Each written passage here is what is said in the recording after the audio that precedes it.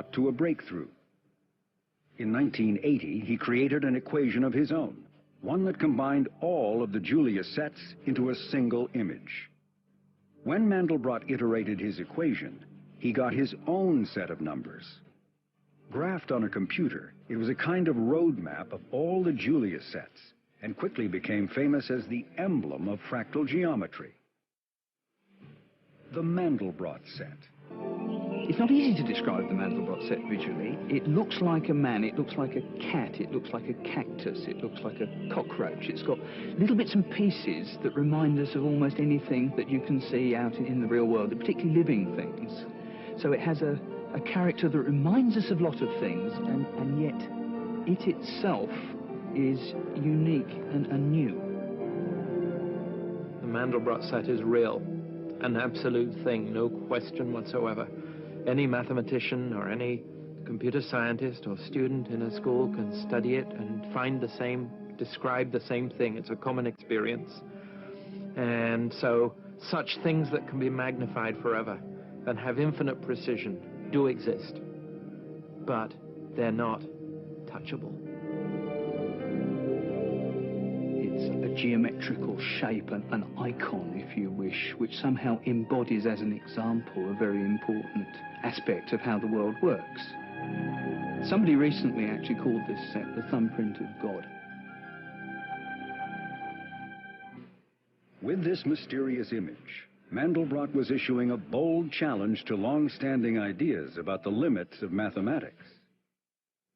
The blinders came off, and people could see forms that were always there, but formerly were invisible. The Mandelbrot set was a great example of what you could do in fractal geometry, just as the archetypical example of classical geometry is the circle.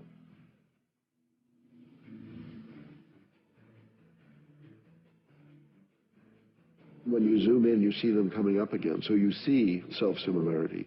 You see, by zooming in, you zoom, you're zooming in, you're zooming in, and pop. Suddenly it seems like you're exactly where you were before, but you're not. It's just that way down there, it has the same kind of structure as way up here, and the sameness can be grokked.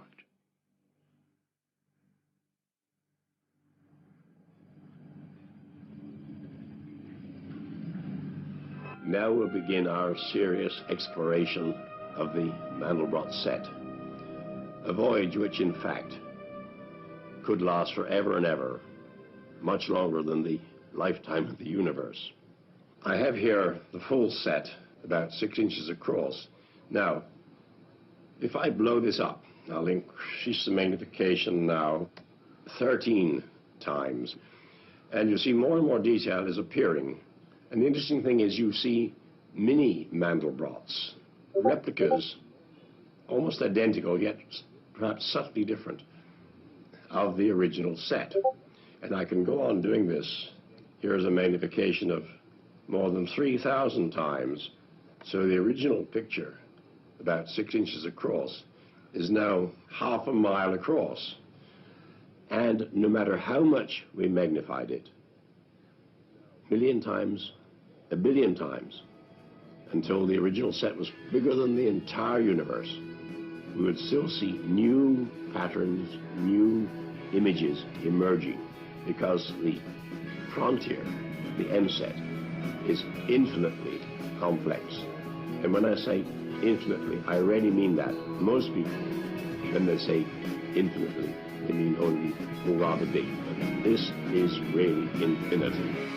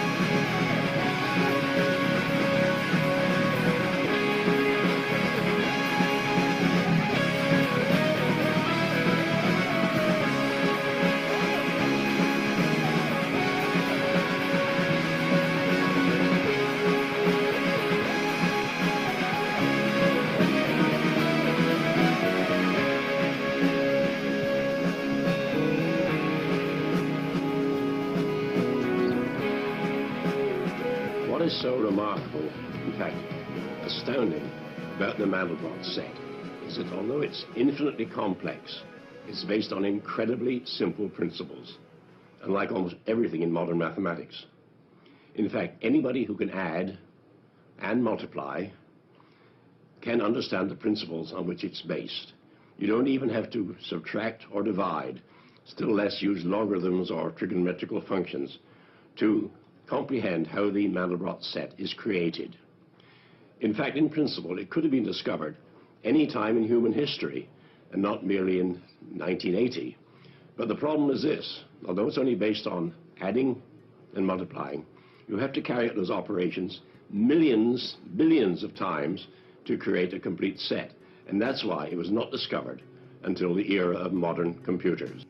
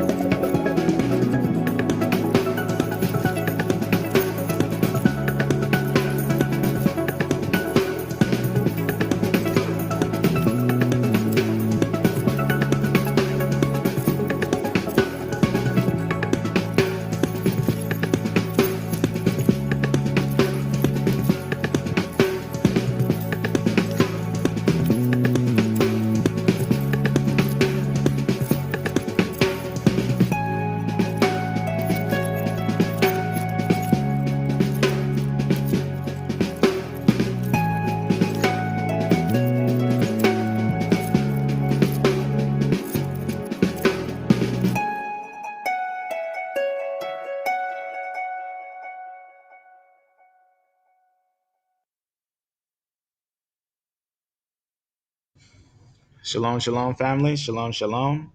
We're going to look at a very interesting study today. So, as always, a 10-minute wait. And before we even get into this, let us start with the Lord's Prayer.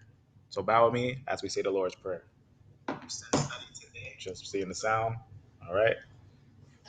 Our Father in heaven, honored be thy name. May thy kingdom come. May thy will be done on earth as it is in heaven. Give us each day our daily bread. And forgive us of our trespasses as we forgive those who trespass against us. And lead us on a righteous path and guard us from evil. In your name we pray. Amen. Now, today we're going to be touching on a little different topic. Shalom, family. Shalom, shalom, shalom, brothers and sisters. So I want to talk about a very interesting topic so that we, as this generation, after a time of conquering of nations, we can examine the evidences of things that may have happened in the background. Now, if you're American, if you're from Europe, if you're European or anything like that, you may not be too familiar with what is called the basically in Australia, there was what is called the Pacific slave trade. Now, you may not be familiar with it if you're from America or Europe or some of these places, but if you are familiar with it, you're probably digging into history and these things. But I want to talk about this. I'm going to open this up, and I'm going to show you that not a lot of people actually know about this. In fact, there's professional people in Australia that don't know about this. I'm going to leave this right here, but let's look at this. Let's take a first look at why we're going to be talking about this. I'm going to show you why we're looking at this. About her people's history. South Sea Islander Marion Healy is passionate about her people's history and says she feels let down by the Prime Minister. The leader of our country to deny our history, to say that there wasn't slavery, to not acknowledge that blackbirding was a part of that, is a part of our history. I was wondering what was going on. Yesterday, the Prime Minister told commercial radio there's never been slavery in Australia. Today, he sought to clarify the comments while acknowledging hideous past practices that have occurred. From the mid-1800s, more than 60,000 South Sea Islanders arrived in Australia to work on cane farms. It was a cheap form of labour. Some signed contracts, others were lured or kidnapped, a practice known as blackbirding. The conditions in which they came were very slave-like, certainly in the 1860s and the 1870s, and then Now, before we get into this, I'm going to first show you a couple of these. I want you to see that these are new. These are just some things that are talked about, modern and things like that. Now, we're going to talk about a thing called blackbirding. What is blackbirding? Blackbirding is basically, long story short, is lying to somebody to tell them like, oh, if you come with me, I will give you riches on my island. And they're like, oh, yeah, that sounds good. But they're gathering all the people willingly, thinking that they're going to get something. They get on the boat and they go to slavery. Is actually what they call blackbirding, but it's basically just slavery. And long story short, it's a different type of way of doing it. Instead of like going there, waging war or buying them or anything like that, they just go there and convince them and take them into slavery. First Nation Australians were treated very often like slaves. The bodies of dozens of South Sea Islanders, including a child, are buried at Sunnyside Plantation near Bundaberg, a property owned by the former Labor member for Hinkler. He's inviting the Prime Minister to visit the area. Scott, come up here to Bundy, come and sit down here at Sunnyside, have a look at the unmarked graves of 29 people. You can't know the future if you don't know the past. For descendants, the fight for greater awareness continues. I think Australia needs a lesson in Australian South Sea Islander blackbirding history. This history should be included as a part of our curriculum for our primary school students and all throughout tertiary. Eliza Getzi, ABC News, Bundaberg.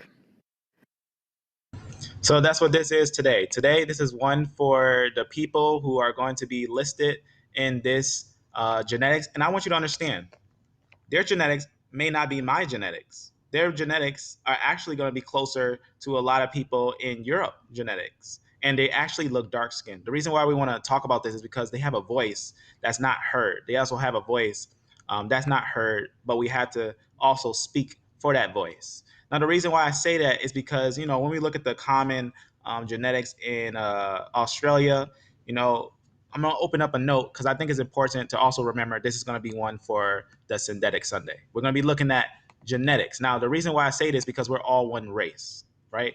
Under God, we're all one race, but there's different haplogroups. And we're going to look at that today. We're going to look at the different haplogroups and how they make a difference in who we are as a people.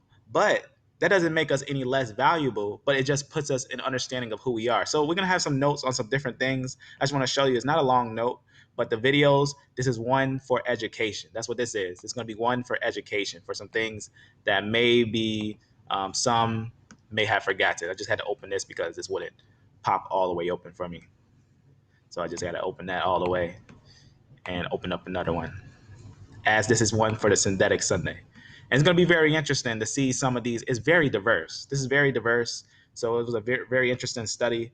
And I want to talk about that. The reason why I want to talk about that, because I don't only want to just talk about the people that went. I want to talk about who they are and who they're linked to and why is that important. I think it's very interesting because I think we as a people have to consider that for some reason, there came a time where people started to not look at who someone actually is related to and started to look at who they look like or who they think they look like. And I think it's important that we talk about that. Let me see where this one is. There's one note with certain groups I want to go to. Let me just see here. It's actually right here. I'm just going to open it up on here because this is the one that has the Ham, Shem, and Japheth lines. And the reason why I'm going to go to this because, like I said before and I showed before, a lot of geneticists recognize that there is a clear split of 3 lineages in the lines of all haplogroups. So we're going to talk about that. We'll go down. So I'm going to go right to, and we're going to mostly look at the Y DNA, but we can look at the female DNA as well. We can definitely look at the female DNA as well, but we're going to try to look mostly at the Y DNA. I'm going to go down a little bit to one of them that's a little more easier to show and tell. Let me just click this one. So you see these groups right here. We're going to come back to this and we're going to look at this because we're going to look at the genetics of the people that went into the slave trade, and it's very interesting. It's very interesting to see how many different Y haplogroups went and what type of Y haplogroups went. It's very interesting to see this. It's just something that I think is interesting to take note of, that a lot of people, they started to forget about knowledge and started to focus on sight. So let's look at another one of these, and then we're going to get to some deep evidences. And this is the reason why we're looking at it. So I'm going to show you another one of these. And Canada is not alone. Time and again, several countries have had to do the same. From Australia, where mass graves of Aborigines were discovered in 2014, to the United States, where the remains of Black Americans were unearthed in 2020, and to Ireland, where just this year, the Prime Minister acknowledged the massacre of thousands of children at church-run homes. Far too many countries, for far too many times, have had to confront the horrors of their shameful past. Here's a report. Tokyo, 20,000 feet below. Men were straining like greyhounds to be in among the enemy with a real attack. Many have endured this agony. No country is immune to violence. History books are filled with incidents of mass murder, racial cleansing, and religious persecution.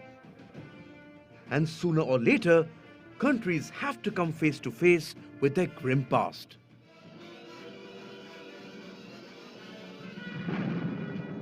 In Spain, there's a vast complex near Madrid, in the fighting in Spanish Morocco in the early where 33,000 victims of the Spanish Civil War are buried. It's called the Valley of the Fallen. in the aerial bombardment of undefended cities. It contains mass graves of opponents of Spain's fascist dictator, Francisco Franco. Franco ruled Spain from 1939 to 1975. And in this period, he moved the remains of thousands of those he executed to the valley without informing their families. The graves remained out of reach of the families for decades. Until 2018, when Spanish Prime Minister Pedro Sanchez made the rehabilitation of these victims a priority. These are the Wangarees. In 2014, 3 unmarked mass burial sites were uncovered in Australia's Fraser Island. The graves belong to 100 indigenous people who had died at the site in 1897. Their deaths were a result of the Bogimba Creek mission, a racial segregation program which ran from 1897 to 1904. This mission was a jail without bars. Hundreds of Aborigines who lived on land where the colonizers wanted to run sheep and cattle were rounded up and sent to the Fraser Island. They were forced to live in appalling conditions with minimal resources. Many died of malnutrition and disease.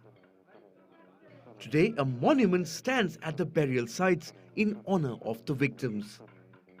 But Aborigines still remain the most disadvantaged Australians.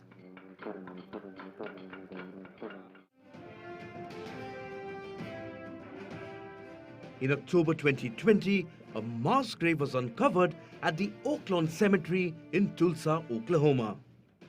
The site contained 12 wooden coffins and as many as 18 bodies. It is located just blocks away from the all-black community of Greenwood, where 300 black Americans were killed in the racial massacre of 1921. Earlier this month, Joe Biden became the first sitting US president to visit a memorial in honor of the victims. For much too long, the history of what took place here was told in silence, cloaked in darkness. But just because history is silent, it doesn't mean that it did not take place.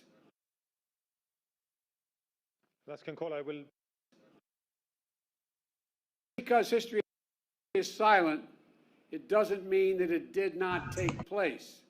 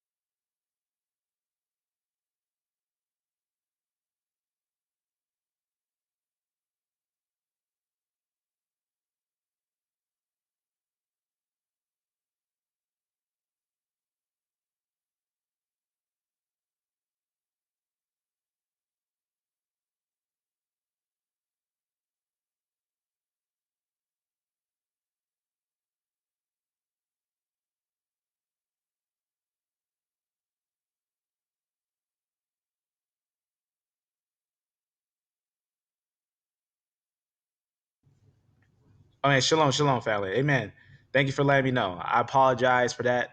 I didn't have no sound real fast. I got to make sure. Usually I leave one headphone in just to make sure as well. So, amen. So I want to show you something. I'm glad that now that I found also what I wanted to show you, I wanted to show you something. So everyone usually will be familiar with this slave trade right here, right? There was a lot of people who went into the area. There was a slave trade that also started in Spain, and actually we've seen that they also sent some of the slaves over here that they made slaves into these areas. They had an area that they named over here called Guinea, right? That was an area that they named over here called Guinea. They also had another area that they had over here called New Guinea. We're going to talk about New Guinea that's actually over here. And the reason why I wanted to show you this because this tropical rainforest boundary where you see the equator and everything, it's interesting because in this area, usually you find darker skinned people. But what's also interesting is that you can actually see the migrations of these people if you follow a lot of the histories of the slave trades. And that's what we're talking about today. Some of the things that went on with the slave trades with these things. So we're going to talk about that today. So you're probably familiar, Spain, right? Had some slaves. They had some people who they took as slaves. They brought them down and settled in Guinea. They also set some in New Guinea. They also set some in Brazil, right? They called it Brazil because the wood they got there. So they called it Brazil. I'm going to go over here because now what we're going to do, as I showed you that video, let me actually go over here. It's probably still open over here. All right, so let's continue with it. Let's see the rest of this because the reason why I want to show you this because you're going to see a lot of connection with Spain and Australia. But what happened in Australia was kind of a what's the story? What's the word I'm looking for? You'll see. You'll basically see what's going to happen here. It's very interesting. As I know, brothers and sisters, it's going to be one for Synthetic Sunday.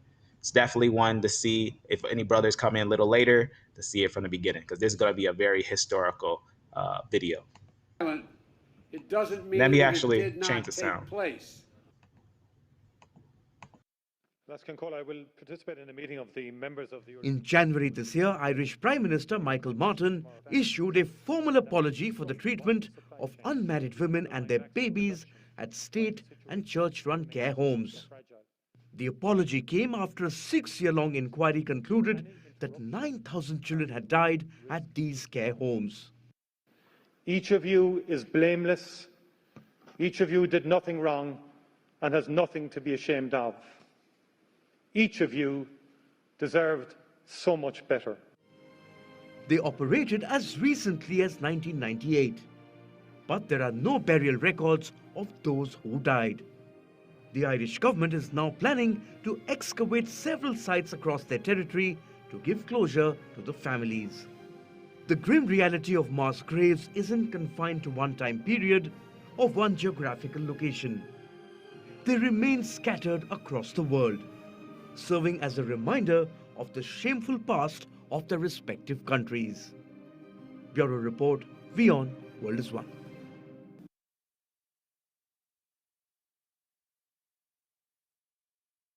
All right, so I'm going to the next one real fast. Now, the reason why I want to show you these things is because I really want you to understand. I also want to thank one of the sisters and her husband, Natasha, for pretty much providing some information on this. She's actually from Australia.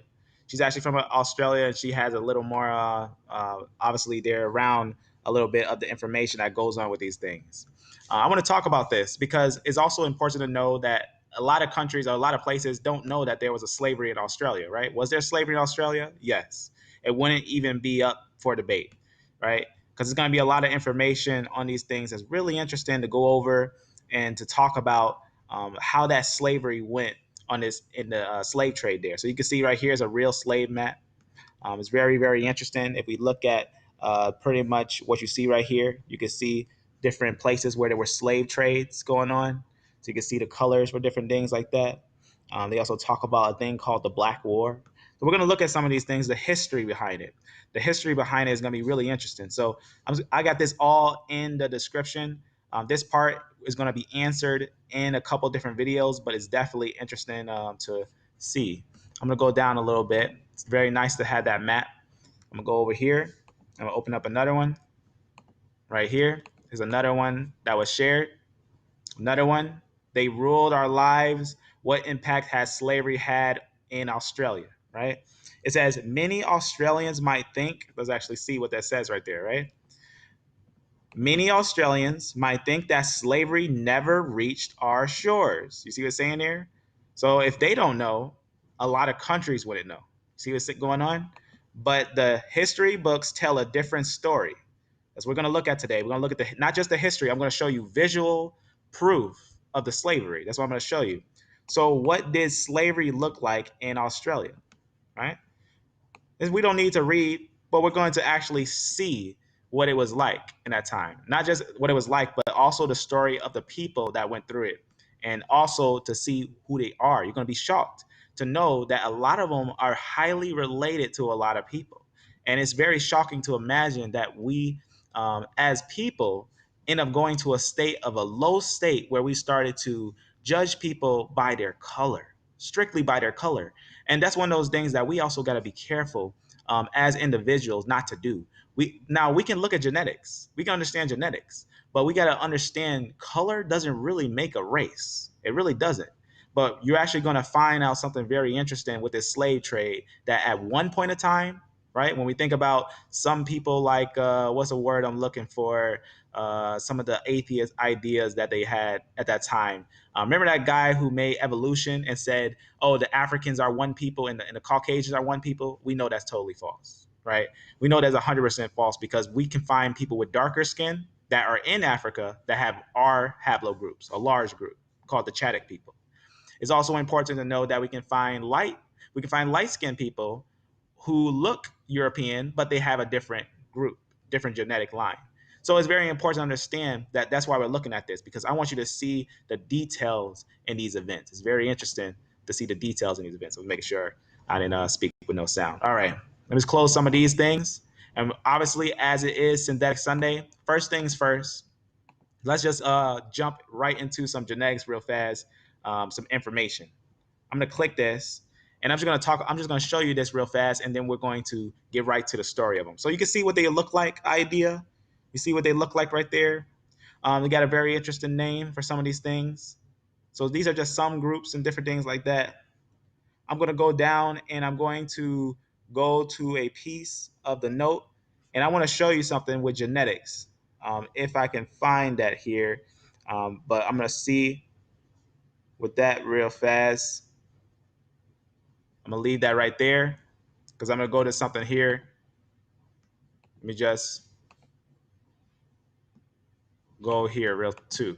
I'm gonna bring this right here as well. So the first thing I want to talk about before I talk about that, let's just talk about regular haplogroups. Let's just talk about some regular groups that are there. Now, usually on these type of things, you'll see things like this. You'll probably see things where it start to say, Ireland or things like that. If you mostly know what groups they're talking about, you don't have to too much worry about trying to find their Y chromosome. There's also ways you can look just by seeing these names, British, Ireland, things like that.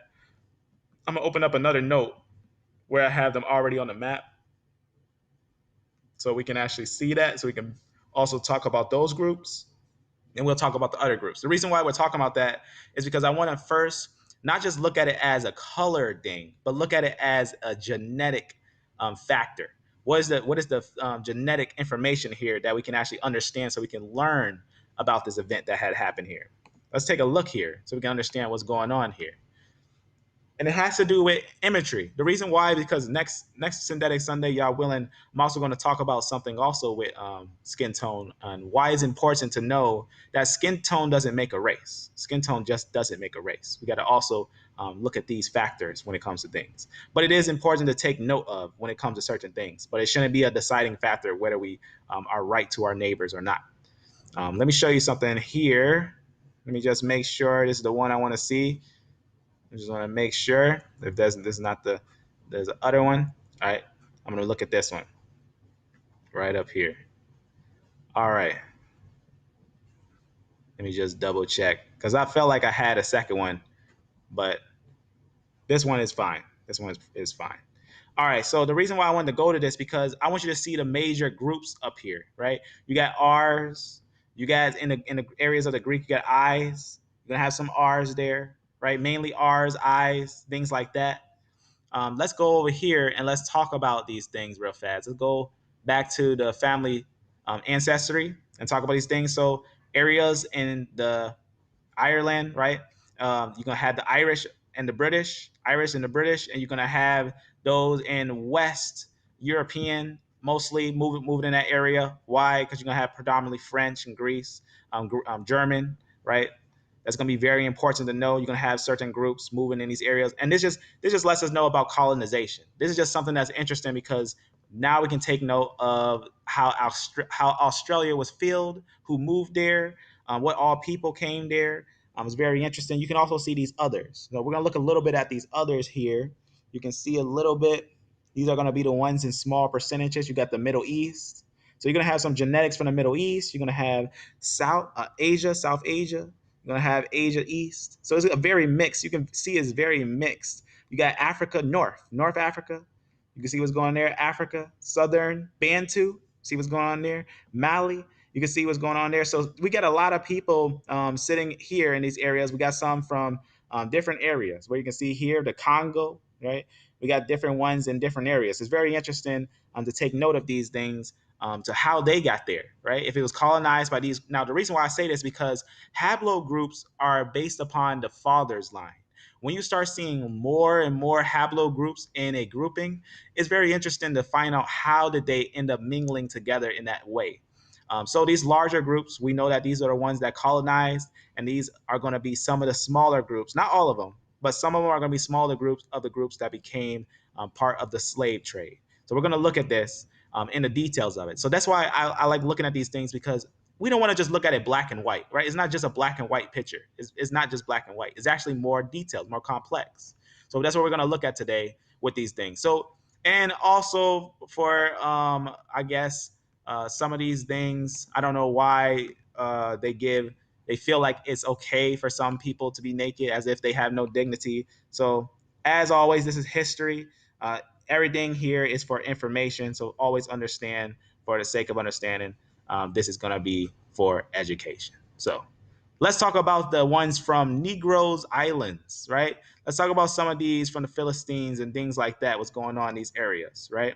Let's talk about their haplogroups. Let's talk about their haplogroups. Why do I want to talk about their haplogroups? Because I think it's important. I think it's important to talk about their haplogroups because I think it's important to have a good understanding and a respect for the type of people that had went in these areas and who they were. Let's take a look here. So I'm going to first talk about some of these haplogroups, then we're going to come back and look at them. So let's see what we got here. The main, there's going to be the father's line, right? The parental haplogroup of the Negrotos. The Negritos is how you say that, is K. So their main haplogroup is K. Now these groups are what's the word? How you say that? Indigenous. That's where they live, right? That's where they're from. The islands is where they're from, right? Now let's look at some of the major haplogroups that's there. We got K's. Now let's go to this list and where is K? K is not in A. K is not in B. K is not in D. K is not in E. K is over here in the Japhetic lines. Let's think about this. If these people, let's talk about this real fast. They're right here, K. They're also linked with L. K is also in the same branch with L and M. Now, what's interesting is if we think about this, it's also from this same branch. It makes I, J, and K. Actually, I, J, K, actually, these all split the same way. They all split and bring down their own lineage. It's very important to see that. In fact, I made a note on the break from F to all its lines because I wanted to see it myself exactly how it breaks and everything. And I just made a note of it that I haven't seen before. So I just made one. I've seen some on sites and everything, but this one, I'm going to show you real fast why I made it. I think it's a good illustration on how these things break. Let me see, where is that? Real fast, so I can open up that note. So that's why we're looking at genetics, because genetics, it tells you more than just saying black and white. It tells you what someone really is, what's inside of them. And we're going to look at some of these different groups. There's also E's there, but before we get there, we're going to look at some of these groups, because those in the Congo, those in certain areas. That's a different group, right? That's different types of people. We're going to look at those different ones. Let's go down a little bit and let's talk about something here. I want to talk about something on this thing real fast. Before I do, let me just remind myself real fast. Okay, so we already looked at that. Just want to make sure that's good. We're going to look at T. I'm going to go down here.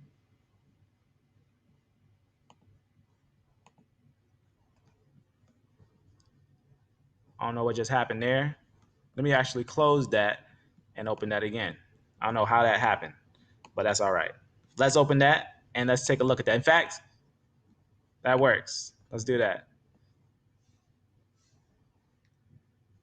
Let's open up that note because I want you to see this note. I want you to see how it splits to ensure to you that this is actually the truth genetically.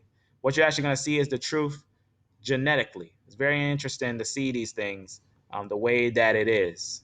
Let me actually go to that one. Taking notes of some very interesting things over time. I'm just going to look for this note again. Or I could just go to memory and pop it open. But it should be right down here. Right there. All right. All right, I'm gonna go right down and I want to show you how it splits. The reason why I want to show you this is because if we look at it just black and white, we'll never understand. We'll never understand the ignorance of humans. We'll never understand it. Humans are ignorant. They are very ignorant. But wisdom is known by the ones who also have it. It's very important to understand, right? Just like the Lord says, right? It talks about those things, but in a little different way, right? It talks about, go down right here. It's known to his children. Right here, you see right here, this is what I want to show you. Now I want to show you. Okay, so let's go back here. Let's take a look. So remember what haplogroups I told you they were? So it's K. We're going to look at these. I want to kind of put this one over here. That would be better if this one was over here. Oh, there we go. I didn't know that it would work, but that worked. All right. So right here, you can see you're going to have some K, major K there, right? Larger group there. And you can talk about, we're gonna look at these, the names of these people here. You can see them in these islands, in these areas. We're gonna talk about some of these names and these things. I'm gonna show you something. And then you also got D's, right? D is actually a split from the E lineage. Very important to understand. The D and E split. We're gonna look at that one as well. We also got some female lines here. You got you see L3. L3 is very important, a descendant of African L3. It talks about that from the M right there. Very, very interesting from these things. We're going to look at some of these things. There's also some with L3. We'll look at some of these lines and whatnot. But before we move over, you see this K, D, and O. Let's look at K, D, and O over here real fast and take a look at where they are on the chart. I'm going to just move this over a little bit. Let me just open this now. All right, let's see where K, and then you have D, and then you have O. You got some Shelmites here, and you also have some Japhetic lines. Now, what's interesting is you have this O right here, which is also very closely related to those of the north in America, and not America, in Europe. But I should go over here and talk about that real fast. We'll go up here, so you can see the ends right here. These ends, these are going to be the upper Europe. You can see the ends right there. So they're highly related to those to N, but they have a little different. They're just a little different. You know, they're not too different. So you can see, let me see if I can actually move this thing over. I'm not sure if I can on this thing. That's a scrolling thing at the bottom. Let's see. Nah, no scrolling thing at the bottom. That's all right. I'll just always open this up because I can't see these ones on the end. Actually, let's see if I can open it to the point where I can see that. Yeah, we'll leave it like that. All right, the reason why I wanted to show you this is because these K, O, D, these are going to be the Y chromosomes of not just like when we think about dark-skinned people, you don't really think that they're going to be related to people in Europe, but they are. They're highly related to people in Europe, even those with darker skin. So you can see, right, the K line connected with the L. breaking off from the same line that breaks to the I and the J. From that line right there, breaks and splits. Also, I wanted to show you this right here, how it splits. Here's is a direct breakdown.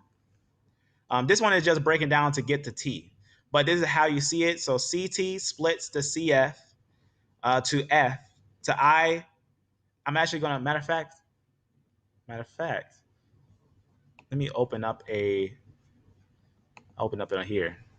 Let me open up family tree, a branch here. Let me just open up it on bookmarks real fast. Let's see, where is that?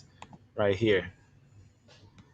I'm gonna open this up so you can see how it breaks to show you that they're related. These are actually very related, but they look a little different. It's very important to know that, because that just means people were so ignorant at one time that they didn't even care that people were highly related and started to judge just by the color alone, right? They made the value of people based upon their color, which is not a good thing. Let's put this away and let's see this over here. Let me just see if I can bring this downward, because I thought we can bring it over a little bit. All right. Just seeing that little scroll at the bottom to see if it would do that. Sometimes I move this thing over here, but I can't do that. That's all right. Let me shrink this thing down. All right. The reason why I wanted to show you this is because I want you to see this family tree. So I'm going to close some. So CT makes CF. CF makes F.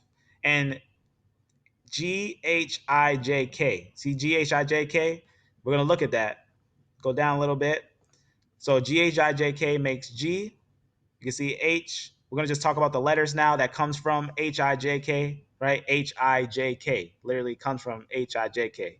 Now I, J, I, and L, K, all those come off. They're all from the same branch. The reason why that's important is important to know that just because they look different doesn't mean they are different. Just because they look different doesn't mean that they are different. You see how it works like that? Then that's what we're going to look at today. An example of something, people that look different, but they weren't different. They weren't different at all. They were actually the same people. They were the same people. So we're going to look at that. The reason why that's important is going to be important for generations to come, to know the truth that we ourselves, we have to look inside. If we want to look at those type of details, we also got to look inside, but we also got to remember, what is the value of a person? What is actually the value of a person? So we're just going to keep on looking at this and getting information on these things. So I wanted to show you first the genetics. I want to show you that before we start diving into these things. Now let's dive into these information, because this information will be very interesting to see. I'm just going to close some of these things. So you can see the major groups that were there, right? You can see some of the major groups. In fact, let's quickly tell the story before we dive into it. Let's talk about the story in its haplogroups. We're going to look at the E lineage and how it got there. We're going to see how that got there also. But before we even look at that, it's also interesting to take note that the I, right, J is famous, I and J is famous. We also know the R, things like that. Now we know the K, the O, and the D are some of the groups that were in that area. These are some of the major groups that were in that area. And we're going to look at that today, because that's going to give us a big difference on this information. It's going to give us a big difference. Not just looking at the race, as in like to say the race. Like this person is, when I say race, actually the ethnicity. This word ethnicity, this is a very common word. In fact, if you look at the definition, it's not even something that is credible. This is not even something that you can use credibly. Now, the reason why I say that credibly, because when you're talking genetics, what makes an ethnicity if they're not actually talking genetics? Is actually just talking people who mostly are in the area who fit the description of those type of people who it seems to be. And that's visually. A lot of that's visually based on a modern dialect, pretty much. But we're going to be looking at actual information, actual scientific information, which is genetics. We're going to be looking at genetics and historical information. So let's look at these things very thoroughly, very carefully on these things. So the reason why I wanted to show you that, because not a lot of people actually know about it. Some people know about it. Not a lot of people know about it. So let's talk about this. Let's talk about this thing, as I think is very interesting. I think it's very interesting to see this much haplogroup. I think it's interesting to see that much haplogroups and to see this thing not well known. So I want to talk about this, why it says why Australians and the world needs to recognize the history of slavery, of that Pacific slave trade. So I'm going to mute, and I'm going to let you see this. It was a pretty brutal settlement. When Australia was established, yeah, sure, it was a pretty brutal settlement. My forefather and foremothers were on the first and second fleets. It was a pretty brutal place. But there was no slavery in Australia. That was Prime Minister Scott Morrison speaking recently on 2GB radio. His comments really infuriated people around the country because they were so blatantly untrue. He was actually forced to apologise for what he said 2 days later.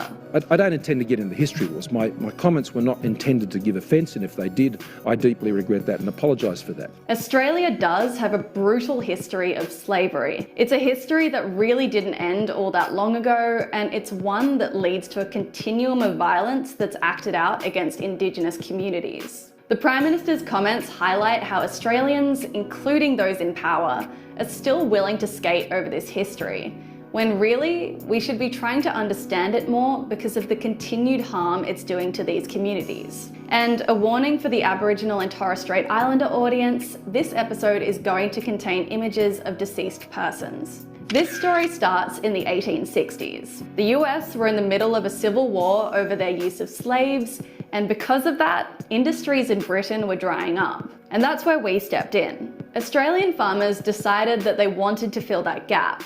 But to do that, they needed manpower. So they resorted to using slavery, Indigenous workers and workers from the South Sea Islands. State laws allowed for both. At the time, government statutes around the country allowed employers on sugarcane farms, cattle stations, and in the pearling industry to take on as many Indigenous workers as they wanted. Queensland, South Australia, Western Australia, and the NT were the biggest users of this practice. Basically because there weren't enough white workers there to sustain industries. Indigenous people were stolen away from communities and effectively owned by their employers, who treated them like property and controlled every aspect of their lives. Employers decided what they wore, where they travelled, who they married, and eventually what would happen to their children. Indigenous workers were even sometimes branded with tattoos to show that they belonged to their employers for the rest of their lives. And tens of thousands of Indigenous people lived this way, even into the 1950s and 60s. Professor Talia Anthony is an expert who specialises in criminal law and Indigenous justice issues. And she told me that this Indigenous slave labour and exploitation is what Australia's current wealth has been built on. Big corporations, especially over in Britain, were able to reap the rewards of their labour, while Aboriginal people were left completely destitute and still, weren't able to build any inheritance to pass on, weren't able to create opportunities for their children, and are still suffering from that legacy. Besides Australia's exploitation of Indigenous people, people from the South Islands were also picked up and forced into work, something that came to be known as blackbirding. State governments allowed for 3-year contracts where people from Vanuatu, the Solomon Islands, Papua New Guinea, Tuvalu, Kiribati and Fiji could come to Australia to work for a minimal amount of pay for 3 years. Blackbirding ships started visiting islands to pick up islanders in 1863. And even though it's not written in official records, there are countless community accounts that people were actually kidnapped from their families to be taken to Australia. Over 62,000 South Sea Islanders ended up working in Australia. Because they were so abused, overworked, and left to diseases, around 30% of these workers ended up dying here. And the money they supposedly accumulated never reached their families back home. After Australia became a federation in 1901, these workers were just turfed out of the country and deported back to their homes. So, why doesn't Australia have a broad recognition of our history of slavery? Why is it that Prime Ministers past and present have openly denied what happened to Indigenous communities and South Sea Islanders on our land? Associate Professor Emma Christopher is an expert in the history of South Sea Islander slavery, and she told me that when it comes to blackbirding, it's been easy for Australia to forget. Almost all of them are deported. because they are not white enough for white Australia, which is why it's not in our news. It's why we don't have people, I mean, it's not all the reason, but it's a large part of the reason that we don't have, people on the streets as much protesting this as happens in the US, for example, because most of their listeners got deported. All these ideas that we don't have a racism problem in Australia, well, we're not made to face it. Professor Anthony told me that while we've been reminded of the violence that's now seen against Indigenous people in state institutions, Australia has to remember that that kind of violence also existed in the past in our industries. But we can't forget the violence of colonisation in terms of how businesses were able to profit from Aboriginal people. Imelda Davis is the chair of the Australian South Sea Islander Association, and she really wants to set the record straight about her community's history in Australia. Her grandfather was taken from his home when he was 12 years old, and she's been lobbying the government for a long time to establish a representative organisation to work with the government and address the effects of generational trauma that was caused by the blackbirding practice. Don't think because you're not South Sea, you're not First Nations, you can't come in, or don't be fearful. Don't attach fear to this voice of truth that's happening for the country, for our globe, for the world. Don't be fearful, because at the end of the day, we're human beings, we all bleed red. And it's just about greater understanding for each other. Not only did slavery absolutely exist in Australia, multiple communities were affected, even into periods that are still in living memory. And continuing to skate over the facts and ignoring this history as a country is only going to continue doing damage to the descendants of those tens of thousands of people.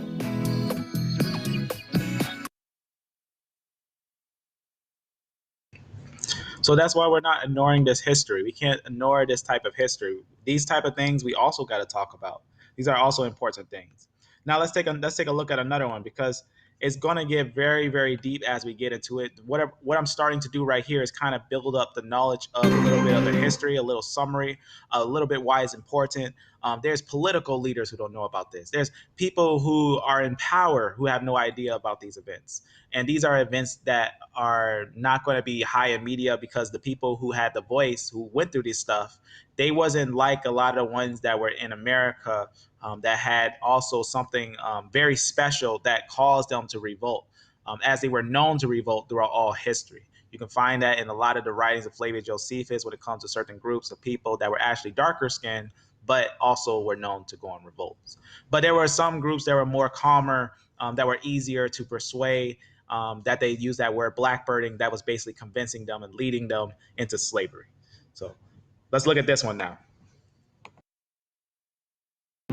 This is how Australia's Prime Minister responded.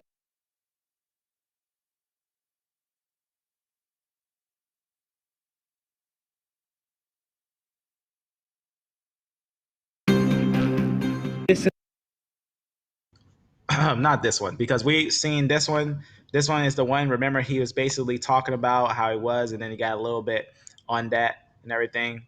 But this one is a very nice summary. It's a nice summary, but we don't really need to go over this one right now. It's very interesting. Matter of fact, just for the sake, because we are talking about these things, I kind of didn't want to show this one, but we're going to talk about this one as well. I'll let this one go as well, because it's kind of like the other one, but a little different. Just a little different. This is how Australia's Prime Minister responded to a question about his country's racist past. While slave ships continued to travel around the world, when Australia was established, yeah, sure, it was a pretty brutal settlement. My forefather and foremothers were on the first and second fleets. It was a pretty brutal place, but there was no slavery. Scott Morrison's denial of slavery in the country has led to anger.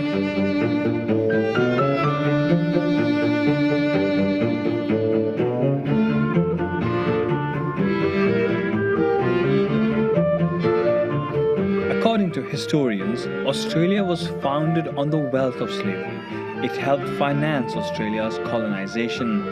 In the 19th century, at least 60,000 Indigenous people were killed by settlers and colonial forces. Australia's economy was built on agricultural exports. and those farm products were raised on land stolen from indigenous Australians. Colonists also engaged in what was known as blackbirding, the theft of indigenous peoples from Pacific Islands for indentured labor on cane farms. They were forced to work in what was called sugar slavery. Acquisitions to work in. Now, what is indentured? What is indentured labor? What is indentured servitude? What is it? What is indentured servant? What is these type of words? What is indentured? Right? These are very important things to understand, that these people were actually promised work. That's what they actually was promised. They weren't originally to be slaves. They agreed to be part of a work program. But when they was supposedly working for money, they was actually slaves. They were actually slaves that were taken. That's why they call it blackbirding, that they were looking for anyone that was darker skinned to bring them and put them in the pretty much the work field. And then once they were all done, a lot of them got deported. A lot of them got sent away, but a lot of them also died. So let's keep going. What was called sugar slavery. Acquisitions of slavery continued into the early 20th century, when indigenous workers were characterized as slaves. Morrison's comments were made as the Black Lives Matter movement has sparked anti-racism protests across the world. The Prime Minister wants protesters to be charged if they breach COVID-19 restrictions by attending rallies this weekend. One Australian protester has so far tested positive. For now, those protests and Scott Morrison's denial of slavery has sparked a renewed debate about the country's cruel and often ignored history.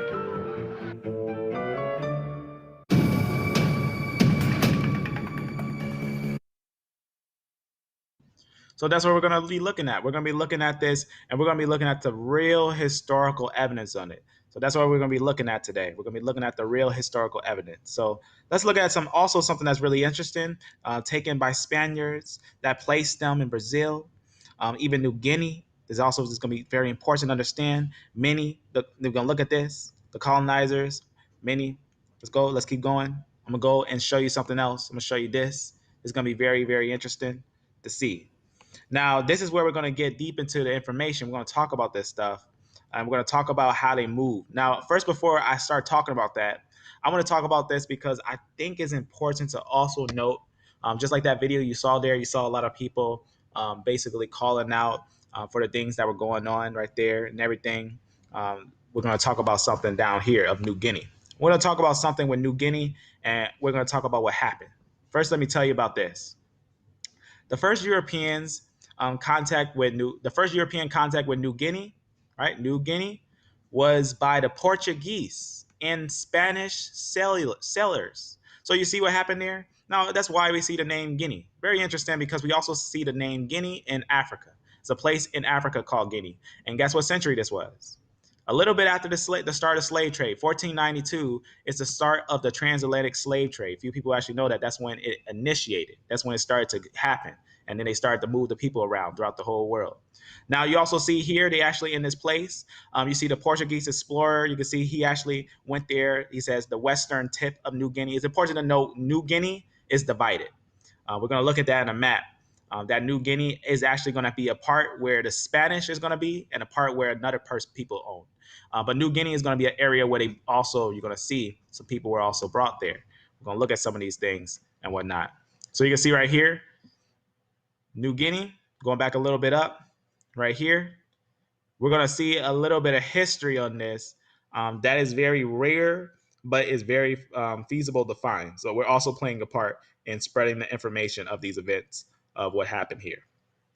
Just to get a little bit of understanding, here's a little bit of the last part, talking about close to the end right here. Let me actually go up a little bit so we got a nice start. Just talk about expansion of his area. I'm just going to talk about right here, right, 1606. It says on the 18th of October, his expansion reached to the western part of the island in present-day Indonesia. Go down a little bit. And also claimed the territory for the King of Spain. So he just talked about how he got this area, New Guinea and everything. We're going to talk about that and the connection with some of these things. So here's where that source was. You can just see what it's talking about. Just talk about some of the slavery in Australia with different places, and it talks about certain names of certain places and why that's important with who went there, who owned there, right? Who owned some of those areas, who you think owned some of these areas. And it's very interesting to see. So we're going to look at that, and we're going to also know that that's why some of them also reached to Japan. Some of them actually reached, you see these islands, they reached also to Japan. I think I closed a tab. Actually, I think it's over here. Let's see, right here. So you can see Japan. So these are some of those areas, but if someone wanted to get out of this slave trade, where should they go to escape? Probably not over here, but they probably would go over here. They probably go up this way. And that's what happened. A lot of visitors actually left this way. And we're going to also talk about that and what a lot of people actually talk about with that. Actually, some of the Moors and some of the Jews actually went all the way up to Japan. We're going to talk about a little bit of that as we get there, as we get to that way. But first, now it's time for history. So understand, family, this is going to be a very deep study. I just want you to understand that today is not going to be a short live. We're going to really sit and understand this information, as this is going to be one to reflect on. Maybe one day we'll come back and summarize some parts on here for the brothers that may not be too interested in this. But for those who are interested in knowing the deep information on these things, amen. So that's what we're going to do.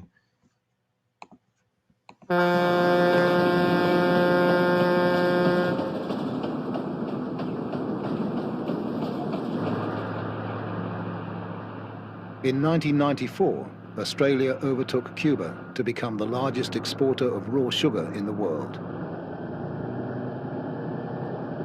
The product of the Queensland cane mills earns nearly $2 billion a year for the nation. It's no secret that the sugar industry of the Caribbean was founded on the labor of African slaves. But few Australians have been told how their own sugar industry was created, by the sweat of men and women enticed or kidnapped by force from the islands of the South Pacific.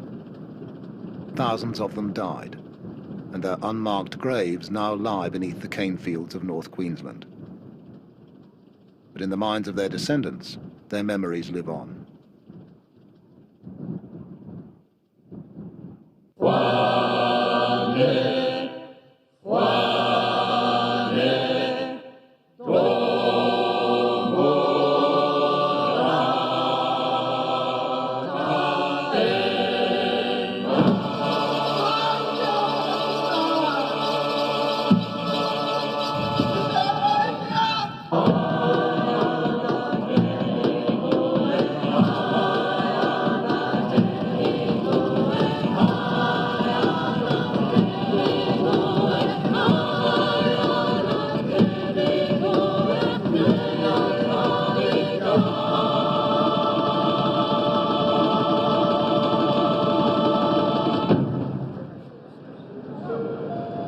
This is the final boarding call for Air Vanuatu flight NF22 to Port Nila.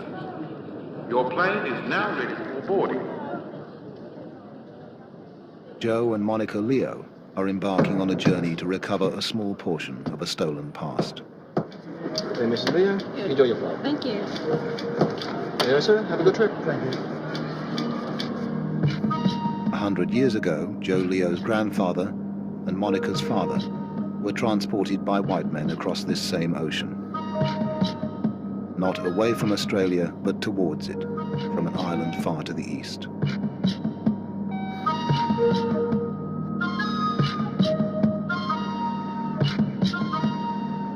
They travelled not as passengers, but as cargo, in the dark hold of a trader's ship. They were kidnapped from the tiny island of Pentecost, in what is now the Pacific nation of Vanuatu.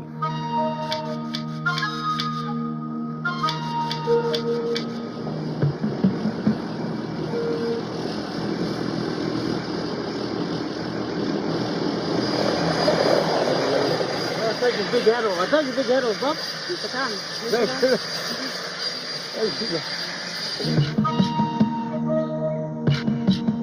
The last stage of their long journey is the track which takes them and their children to the village of Lagatoa, where Monica's father was born more than a century ago.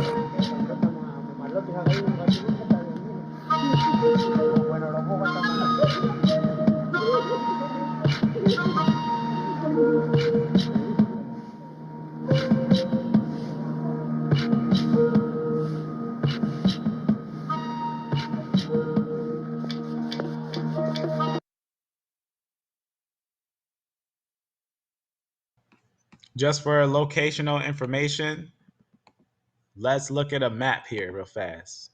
Let's open up a map and let's look at some locational information.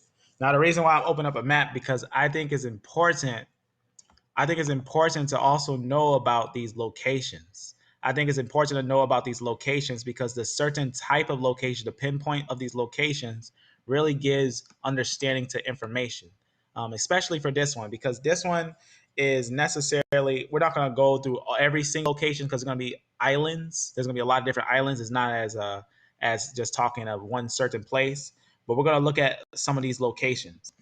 So let's zoom out.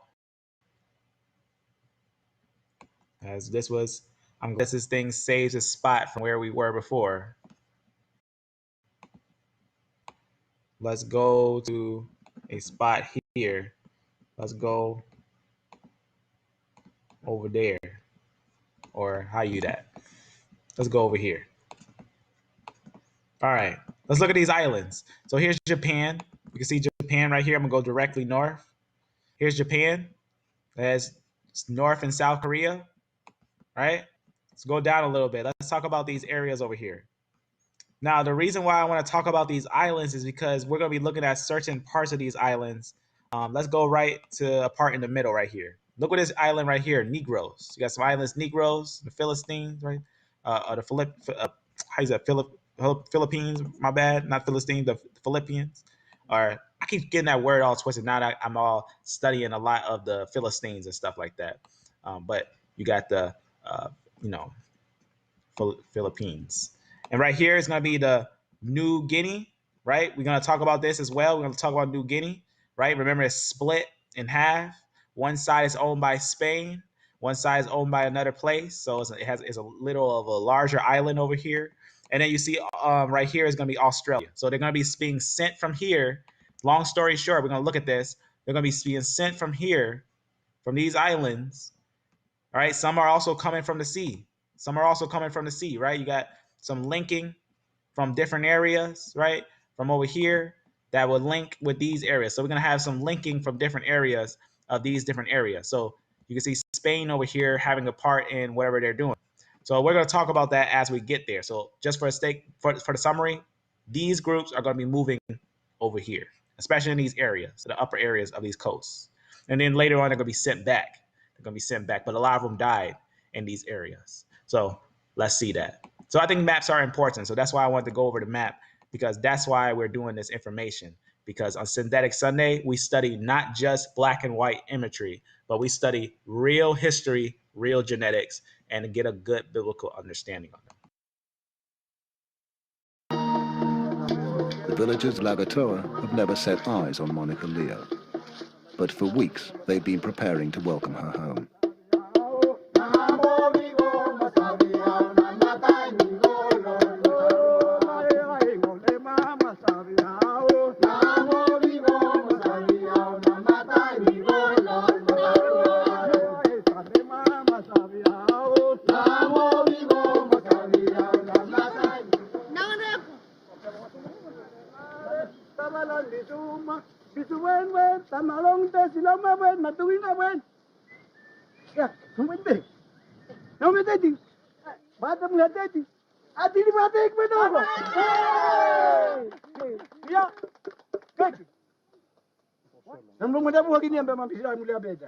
Oh, no tapo mo tayo. Ale, kita ka daw sa polo kuliya.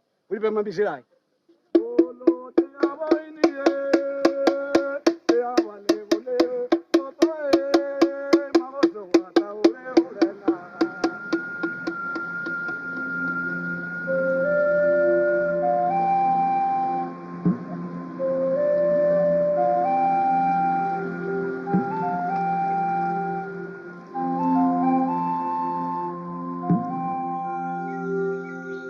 Monica's father and both of Joe Leo's grandparents were taken from the same beach on the same raid. To his astonishment, Joe discovers that the events of a single afternoon a century ago are still remembered on the island. The story, as we got it here in Pentecost, my grandfather and my grandmother and my wife's father was taken from Fuli down on the coast on the beach. They were having a big feast and the ship come in, and then they just took them straight off the beach. And my grandfather, apparently he was in his teens. My wife's father was a very little boy, about 8 or 9 year old.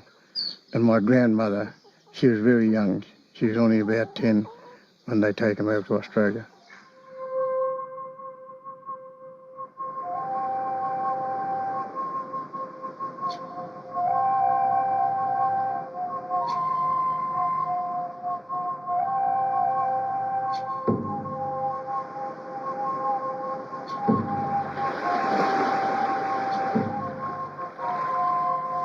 My name is Pargosugi. A big ship came into the bay and men in a big boat came ashore. We had never seen such a big ship before.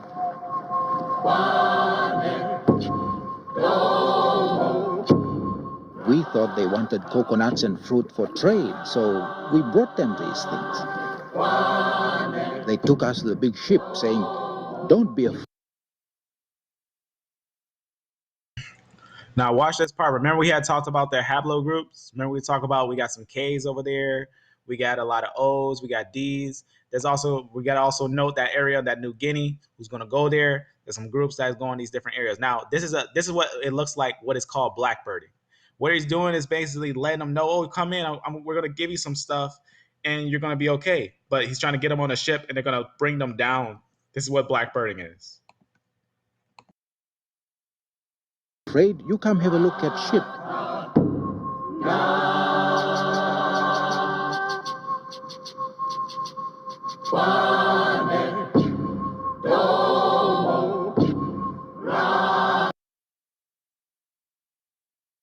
Now you see that tool that individual just got?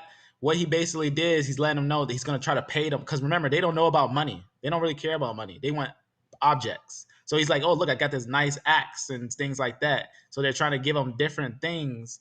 But watch what happens, how it all turns. Imagine this. Now, remember, a lot of them are closer related to more people than they think.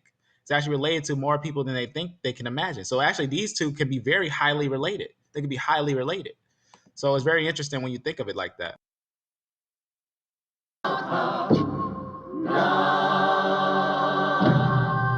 But they throw me down bottom of ship with plenty others. I was frightened. I began to cry. My mother and father and relations were left behind. Then they chased boys from other islands, tied them up hand and foot.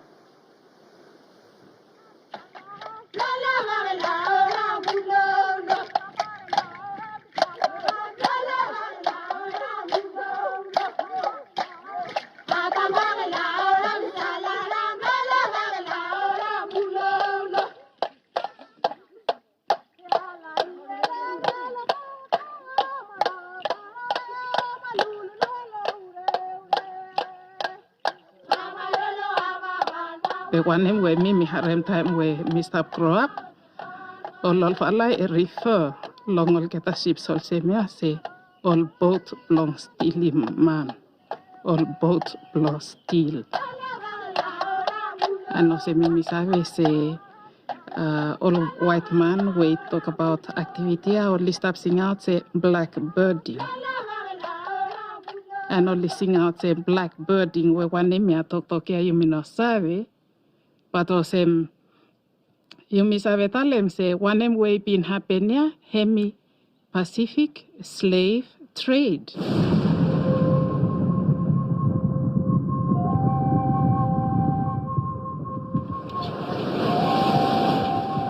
Sugar planters and others. Henry Ross Lewin for years engaged in trade in the South Sea Islands, begs to inform the public of the arrival of the King Oscar. He will be happy to receive orders for the importation of Kanakas. parties desirous of engaging labourers, please send in their order. Terms, £7 per man.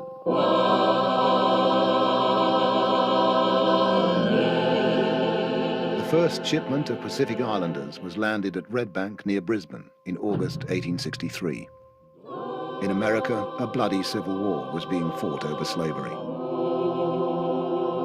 Just as in America, African slaves were used to work and establish the cotton plantations in the South, just as in British colonies like Fiji, Indian coolies were brought in, so too in colonial Queensland, we looked to Pacific Island labour to establish the sugar industry. Very few white. All right, sugar industry. So let's understand why. Why sugar? Sugar was a very famous product. A lot of people wanted sugar in that time. A lot of people wanted sugar in that time. In fact, in the Spanish slave trade, that was also one of the things that was going on, was being sold to the slave trade. I just want to read something real fast on what they was doing in that slave trade at that time. Just want to go a little bit right here. It just talks about the Jews. We already looked at this. Remember the Black Portuguese, as they are called, and the Jews of Lango, right? And it just says right here, who are despised even by the very Negroes and are descendants of the Negroes. It says by these colonists, let's just go right down right here where it says right here, it says by these colonists of St. Thomas soon became basically a considerable place for trade. Now watch what they had here. And valuable for its sugar plantations. Now, where the Australians learned that for having some sugar plantations? Why they pick sugar plantations? Maybe they was getting an idea from the slave trade that was going on for the sugar plantations that was going on around. And actually, that's very important to know that they're going to have a lot of ties in this slave trade and a lot of colonization that had happened at that time. So I just want you to understand that these things are very, very interesting when we look at some of these things to see how these things unfold. So let's go. So it looks like it's almost like a slave trade. Let me go back to the genetic information up here. Go up here, right here. Well, not this one. Let's go to the one that we were just looking at. Right down or up here. Let's go back up here. Actually, down here. But the reason why I want to go over this is because it's important to know that though these people look different, and the reason why I want to talk about this too is because I had a conversation with a brother, and I think it's important that we get that idea that everyone dark skinned is just one people. We got to get that idea out of our head. We got to get that idea out of our head. And that's actually important even for biblical understanding, right? Very, very important to understand that. So you can see right here, right? We're just looking at those genetics and everything. I'm just going to leave this right here so that we can come back and look at this information. I don't want to be too zoomed in. All right. So sugar plantation. There's a sugar plantation in Australia that was going on, and we're going to keep on looking at this. So very interesting to understand that that was something that was famous in the other slave trades, a sugar plantation. Australians still understand that the Queensland sugar industry was based effectively upon slave labour.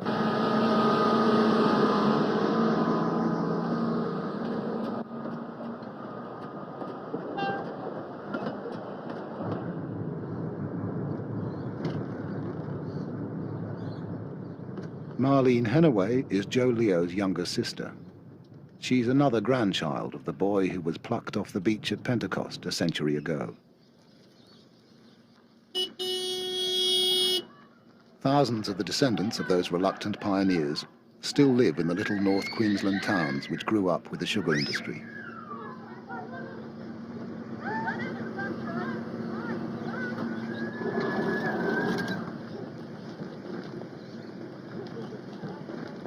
Marlene remembers her grandfather well, the old man she knew as Poppy. Poppy came from a village in Pentecost, from Pentecost Island.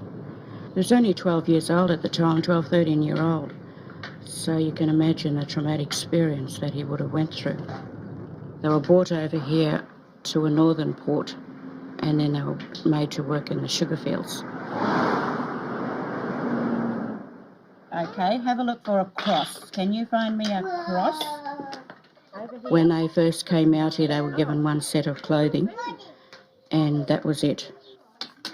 They had to work side by side clearing paddocks so that the big farmers can get their cane into the ground. So they're basically used as machinery as well, not just coming to cut the cane.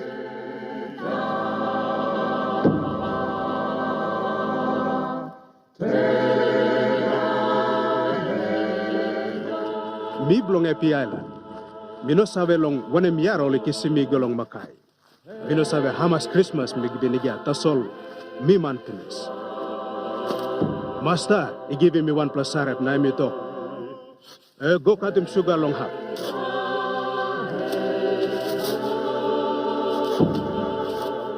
I get 1 plamani save was long mi plan nem blong em overseer.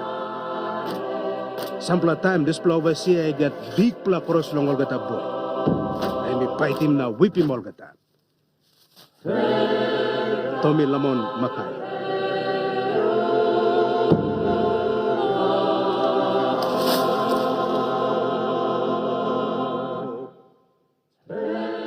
The Pacific Islanders weren't technically slaves. They were paid for their labor. But at about 1/5 the rate the planters would have had to pay white workers. If that is, in a colony where labor was desperately short, they could have found any Europeans willing to sweat it out on the cane fields.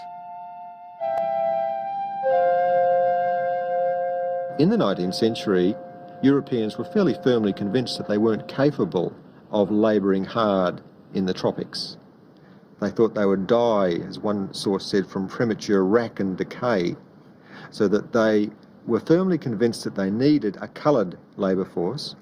And as those plantations developed, Queensland prospered. Queensland could not have developed as quickly as it did in the 19th century without the use of cheap Melanesian labour. There was no other way that it could have been done.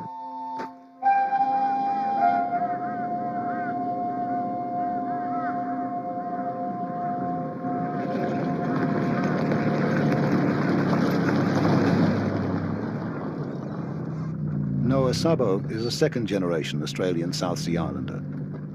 Now 74, he can remember the stories about life on the early plantations told to him by his grandfather, one of the very first islanders transported to Queensland back in 1863. This is the old Lindaroo plantation, and this is where the Kanakas worked, and when they came here, and this old Lindaroo, they say it had a good few people working here in its heyday, you know. They had to do their work properly, you know. You had to go out and chip cane or cut cane or thrash cane. You had to do it properly. If you didn't do it properly, well, the overseer, he always had a big boot on, and he would, of course, he used to ride a horse too, and it didn't take him many minutes to get off the horse and give them a good taste of his boot, so that all the work was done properly. They couldn't slum up their work, but it was hard on the plantations.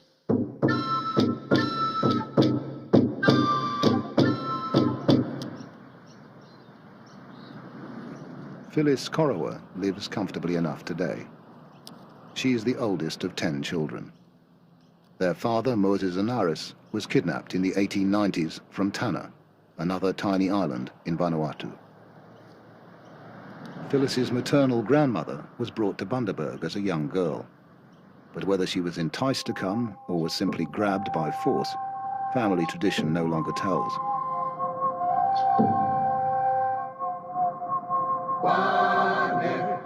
They did bring women out, but not a lot. My mother's mother was brought out from Ober Island, and I think my grandmother was very young.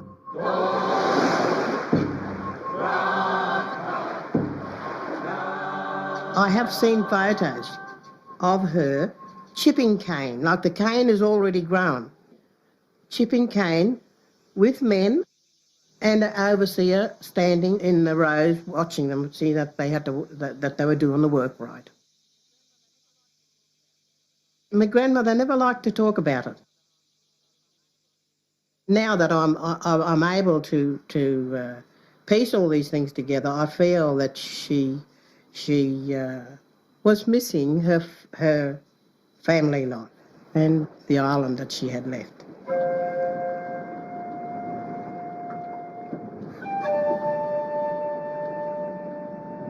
Me come from Oba Island. Nemblomi hem mati telavus. When me come to this country, Mrs. and Master calling me Elizabeth Oba. Me house girl and me clean him house belong Mrs. and Master.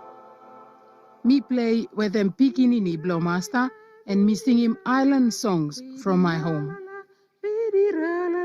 My rukatuk, marakakariku. Sometime when I finish housework, Mrs. say, "You now go clear him bush. You now go clear him ground. For Master, me dig him tree and plant him plenty sugar cane." However hard the life in the cane fields, there was little the islanders could do about it. In the rest of Australia, white workers were organising. Trades unions were being formed. The working class was becoming one of the wealthiest in the world. But on the sugar plantations, Melanesian labourers were forbidden by law to strike for better wages or conditions, or to desert their employment. The penalty for absconding was 3 months' imprisonment. Right from the start, the so-called Queensland labour system was a subject of fierce controversy in Australia. Kidnapping, slave trade and slavery are ugly words to We use. have no hesitation in denouncing the trade in human beings. Do we as want a violation. sugar industry in this country or do we not? Are we to accept slavery in Queensland when our brothers in America have shed their blood to end If the it? government wants regulation, let them pay for it. One thing's certain, without the nigger, we wouldn't have an industry at all. Mackay Mercury. There was considerable pressure for total abolition of the Pacific Islander trade that especially came from Melbourne and from Sydney. So you have a situation rather like how the American North denounced the slave-owning South. So here in Australia you have the Australian South denouncing rather contemptuously the slave-owning north of Australia and especially of Queensland. An act to regulate and control the introduction and treatment of Pacific labourers, March 4, 1868. Eventually, a reluctant Queensland Parliament was forced by public pressure to make some attempt to control the labour trade.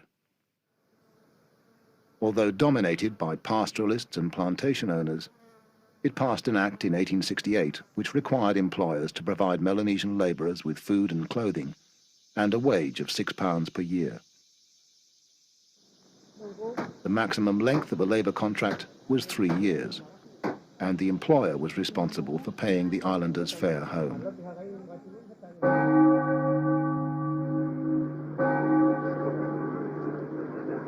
But even in far-off London, the trade had become notorious. Slavery had been abolished throughout the British Empire back in 1833. To many in Britain, the Queensland system of indentured labour was just slavery by another name.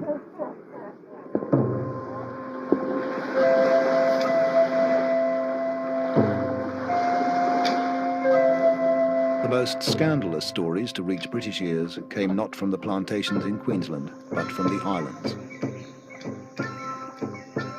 In 1872, the British Parliament passed the Kidnapping Act to try to stop the forcible abduction of islanders by unscrupulous traders.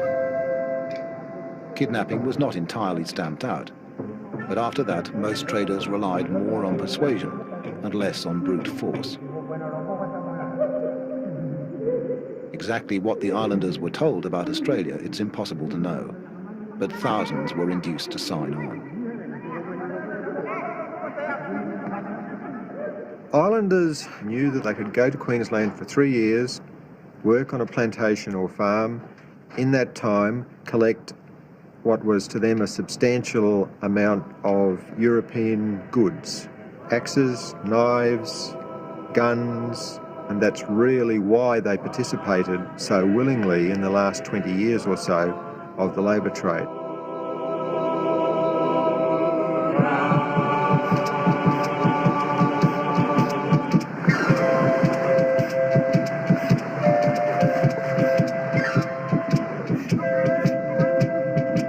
Even after a single 3-year contract, the path back to the simple life of the villages was seldom easy. And the longer the islanders stayed in Australia, the wider grew the cultural gulf that separated them from the world they had left.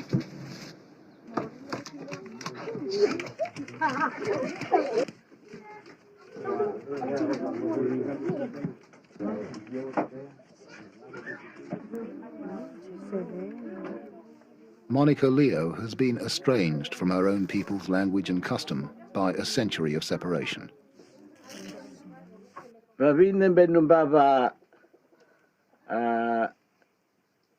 Tamamwa misal memea mambaba hogosin tamam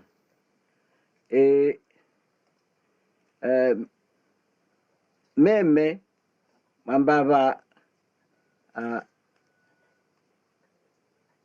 ratahin mua ratahiko ulia omai omabedumia omagom silomuleyao inao tamam. Last year we came over to Pentecost Island and hoping to find our relatives then, but you know, we couldn't find anyone, so we sort of made a few contacts and then went back home to Australia and decided to come back again this year to to come and try and find out where our relatives were, and this is why we're here today.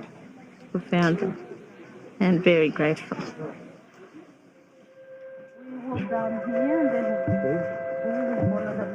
The discovery that their chief had a first cousin living in Queensland, Australia, came as a complete surprise to the villagers of Lavertoa.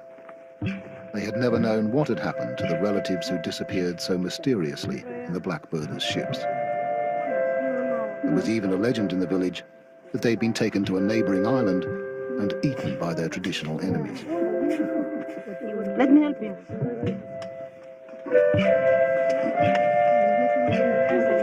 Monica pe ramen himameira be lolbila meute be rarumen gitai be kunhanige tamara nu mai wanu tomo lorovoga teti malorovoga be votu la maram leia ram le surainia kamai ram do la builoite amimai be rarumen gita mule ute be tamara nu lorovoga ia nuri bilanda moia nuri bilan manioko ia bilan kumara Huriano rim leila be lol tonomiu kabro mo hantai hina tamara be ram leia ba no kamara mulenga inau seluin liliu nam lenga lol matan mulamua.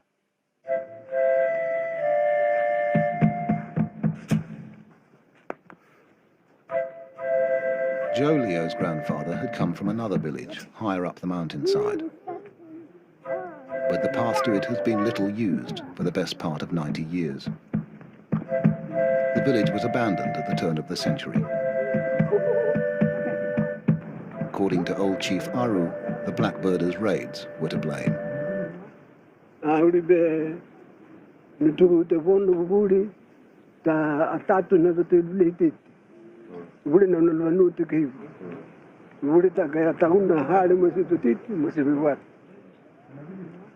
It's a story that was repeated all over the islands of Vanuatu.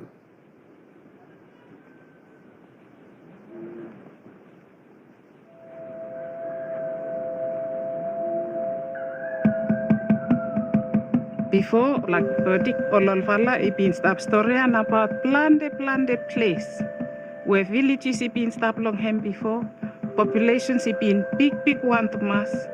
But lot time when me fella stop grow up, every place here is bush, you know, got man.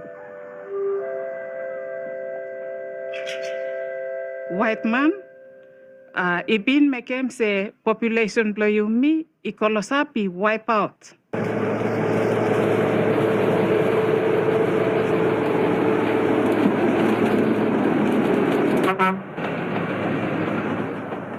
By the 1890s, more than 50,000 people from dozens of Pacific islands had been transported to Queensland on 3-year contracts. Most then returned to the islands, but some decided to stay. Segregated from the European settlers, they brought their islander culture to the creeks and gullies on the outskirts of the sugar towns. Being an agricultural people, these Kanakas, they tried to have the habitat they had over there, they tried to revive it over here, working the soil, planting the gardens, and it doesn't become old with them, you know, it doesn't become old hat with them. Every day they'll be there.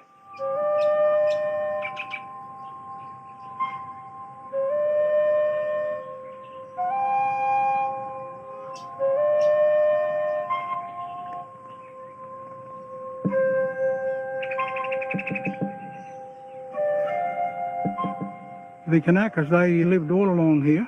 They caught fish in this creek here and fish out there in the salt pan. And two, they had these big fig trees here. And they had the coconut trees too along here. So it reminded them of where they came from, the habitat. And this is why they like to come here, you know. But gradually the pull of the islands would weaken. As the decades passed, the songs they sang, the clothes they wore, the very way they thought came more from the world they lived in and less from the world they'd left. Let's go, short pass, quick pass, come on, toss it around. Okay, okay, switch it around to the corners now, all in the one move. I used to take great delight in saying to my friends that I'm the grandson of a cannibal, and I used to play little jokes on them, such telling them my grandfather ate people and the kids used to run and scatter. Quick ball, Evie. Oh, back to him, Jamie. Des Egmalesi's grandfather arrived in Bundaberg from Santo Island in 1887.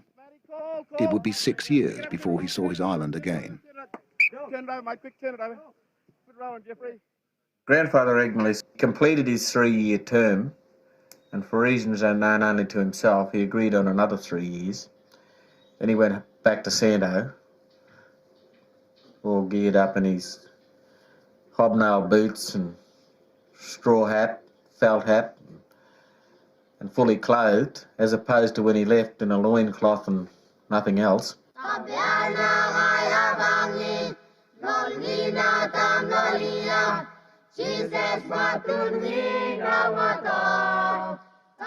Perhaps Grandpa Egmalesi's hobnail boots trod on too many toes on Santo. Within a year or two, he was sailing back to Bundaberg.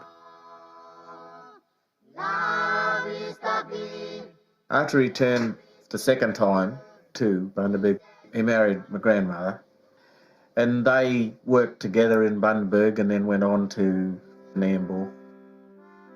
My grandfather and my grandmother were never able to go back to the islands after they got married, Eddie, because they'd both come from different islands. And it was frowned upon very much in those days. In fact, it probably led to death marrying somebody from another island. By the 1890s, the town of Bundaberg had grown rich on the proceeds of the sugar trade. It's still a wealthy town today. From the mills and distilleries on the edge of town, sugar and rum flows out, and the money flows back in.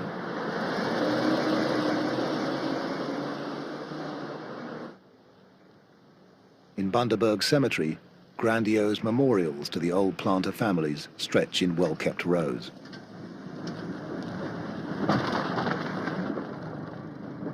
But no marble angels stand over the graves of the men and women on whose back-breaking toil the sugar trade was founded. That's enough my work. I'm an office worker, really.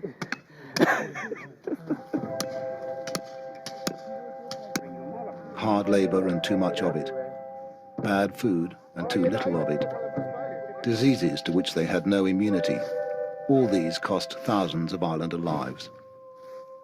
the death rate was 4 times the European average. Their bodies were buried out of sight, as their sufferings have been largely out of mind. Okay, where we are now, and where the boys are working behind me, is what we still call, and what they called in the early days, the Kanaka Cemetery, which was also known as the Heathen Cemetery, which is probably 200 yards away from the cemetery that Europeans used, and there's approximately 400 buried here. Some of these sugar plantations, some of these farms, there are Kanaka graves unmarked. They were buried where they died in the paddock. At least this here is, it might have been regarded as a Kanaka cemetery or a heathen cemetery, but at least they're here. As opposed to where they were up in the bush and everywhere and all around, the higgledy-piggledy around the place. So with the help of these all my nephews and cousins and relations here that are doing a tremendous job, this here will eventually be restored into something to what we would like it to, what they deserve in the 90s. What should have been done in the 100 years ago, in their 80s, 90s, you know. Where are the supervisors?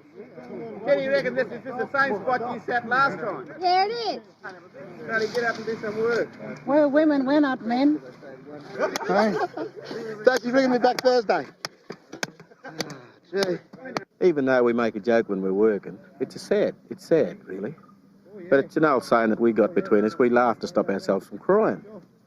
And that's true. Well.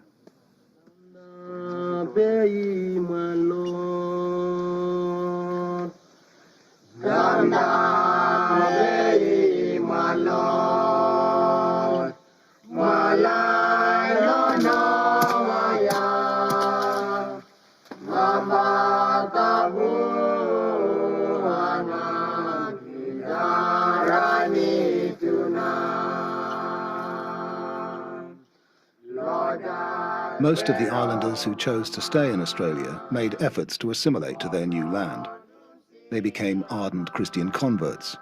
They adopted European manners and no longer spoke their native tongues.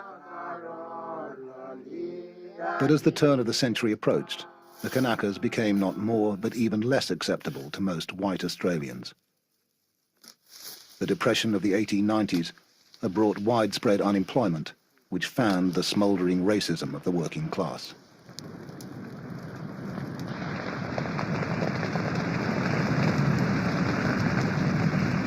This cancer of alien-coloured labour has been allowed to eat into our country for far too long already. Naturally weak constitution. This is the Kanaka's great secret. And no white woman is safe alone in a Kanaka district. He doesn't die altogether. But He these remains brutes can half never be dead and trusted. quite submissive.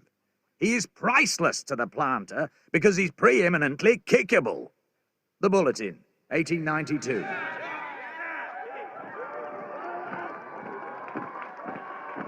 From the early 1890s, it was the white labour movement that took up the cudgels most energetically in terms of the abolition of the Pacific Islander labour trade.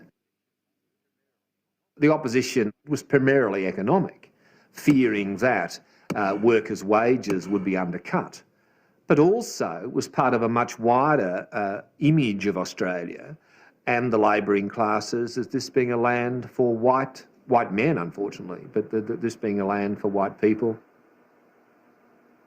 And I suppose this is best exemplified in the labour press, in magazines like The Worker and The Boomerang, so that Melanesians were portrayed as savages, untamable savages, especially sexually. So the threat that the Pacific Islander labourers posed to European women was dwelt upon. The Kanaka was portrayed as taking away not just wealth, but white women as well.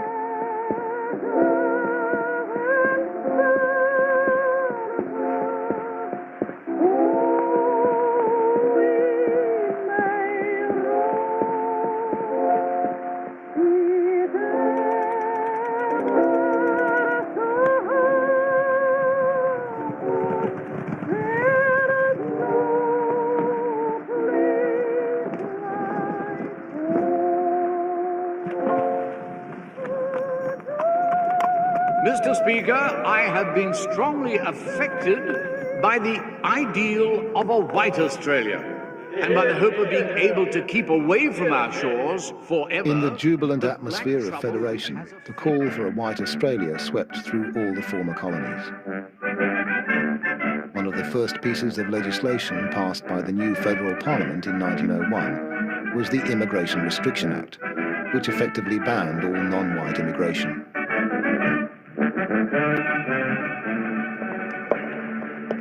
In the same year, Parliament was presented with a bill to put a stop to the Queensland labour trade. The sugar planters fought a stubborn rearguard action. Responsible men in Queensland are talking seriously of resorting to civil war. The miserable pittance, and who are dealt with very much in the same way as slaves. The death of the sugar industry and will create a bitter feeling against federation and the planters lost, and the act was passed.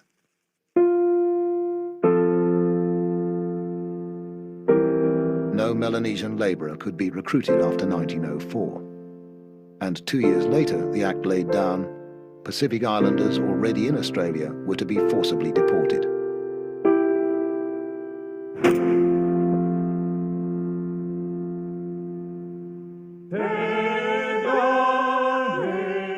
I come to Queensland long time ago. I have wife and plenty children here. We are good Christian people. Kanaka like me build white fellow sugar business. Now white man no more wants black man. He's used him up altogether and chasing him away. He say to Kanaka, clear out, this country belong a white man. These boys now come here by own free will. Ship come to their island, make fools of them and fetch them here. And now when they find Jesus and get civilized, they are deported. Jektana, North Queensland.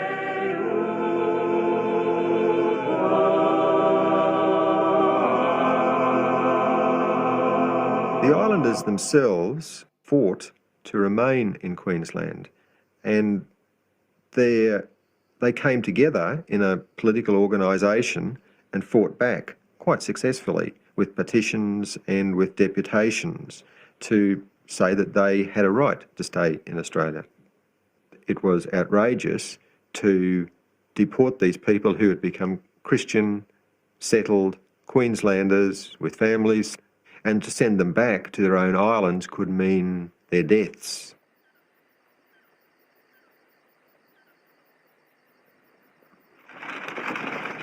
The cries of protest from the cane fields were eventually heard in Brisbane.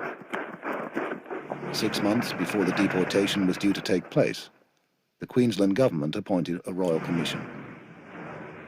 On its recommendation, the federal government agreed that old people, islanders married to Aborigines or Europeans, and those who'd been living in Queensland for more than 20 years could stay. All the others, around 4,000, would have to leave. There are families in Australia today that were split apart. Some brothers and sisters perhaps went back with father to the islands. Some children remained with mother in Australia. The scenes on the wharves were traumatic, full of anguish.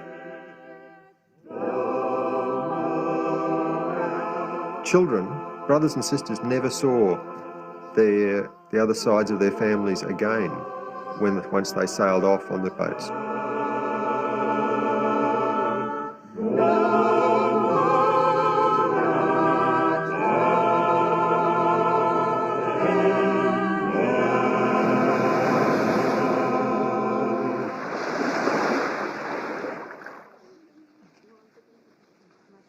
But Joe Leo's grandfather never came back to Pentecost. By the time of deportation, he was married and settled in Bundaberg and was allowed to stay. Monica's father was another of the few who managed to remain in Australia. Until her unexpected return, the people of Lavatoa had heard nothing about her father and had gradually forgotten all about him.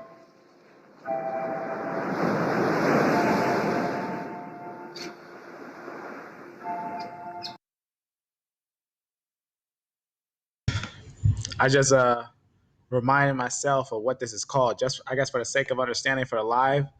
This is actually called the tropical zone. Is actually what this is. I just wanted to make sure I had that exact saying on how it was. It's not even a hard thing to remember, but it's very interesting to know about. In the tropical zone, there was a lot of slave trades in those areas. It's the idea of it. So the actual tropical zones in these areas, you can see. Now, why, and what's interesting is this is where the rainforests are. But why is this zone so prone to a lot of destruction in history? A lot of slave trades massively, right? It was all in these areas where slave trades were, in the exception of these areas. Very important to understand, especially when we think about the triangular slave trade, right? The triangular slave trade that was going on over here, well, all these areas. But it's also important to know that these ones more profited off of the money. These ones profited off of the labor. And then a lot of these areas were just the places where they were basically working them, a lot of these areas. So we're talking about this one over here and how they came down to here. So let's keep on going. Very interesting with some of these things. Noah Sabo's grandparents had been in Queensland for over 20 years. They were one of only 27 families in Mackay exempted from the deportation order.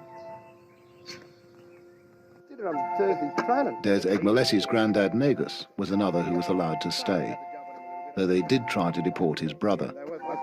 But great-uncle Tom jumped ship, swam back to shore, and successfully went into hiding. Phyllis Corowa's father managed to escape by walking south. My father didn't want to go back then to the islands, and he ran away to Sydney. And he walked, took him many, many days to walk to Sydney along the beach.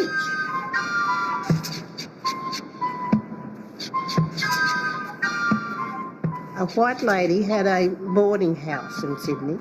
She used to take in all the islanders, and she hid him. And he said all he was doing was staying in the kitchen and washing up.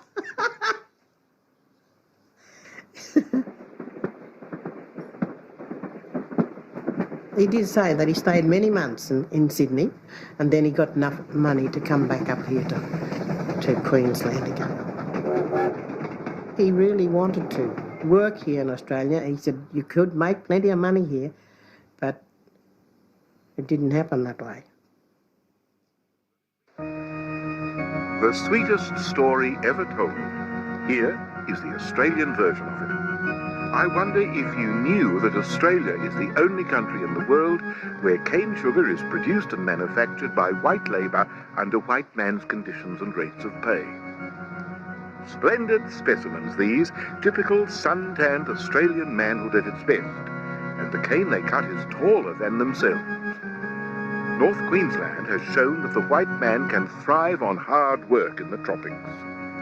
The Australian sugar industry... After deportation, the Australian Workers' Union launched a crusade to turn the sugar industry into a whites-only preserve.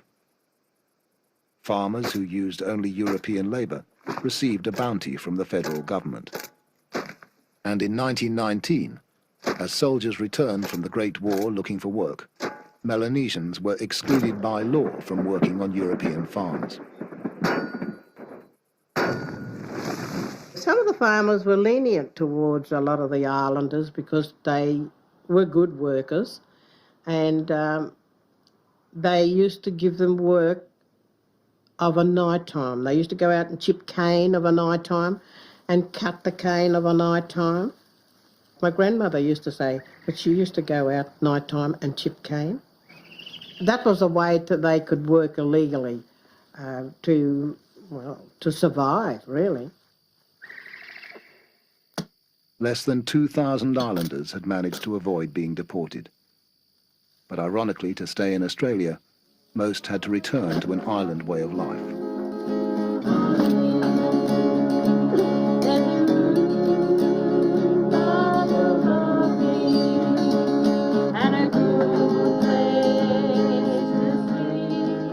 After being abandoned from the cane industry, my grandparents settled in a little settlement of Joscalee. They survived on growing gardens and living out of the sea, fish and crabs and prawns and from the bush. And so Grandma and Granddad just grew their family up in just a simple house with dirt floor, hessian bags for walls. And I think the input that they put into their children was mostly to value families, not material things. And this is basically what I think our old South Sea Island people put into each and every one of us as their descendants, that the value of family is much more precious than the value of money.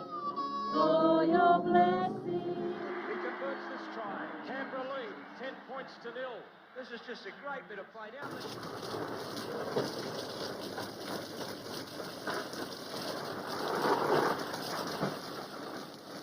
We, as kids, used to go out to the camps where all the old single South Sea Islanders used to live, and they were all the same. They used to talk in broken English to us and talk to us, and give us money.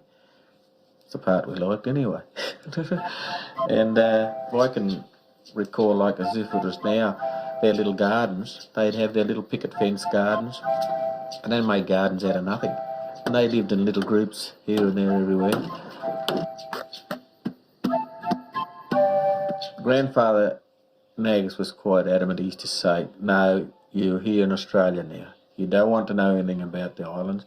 You're never going to go back there and live. And you learn the Australian way.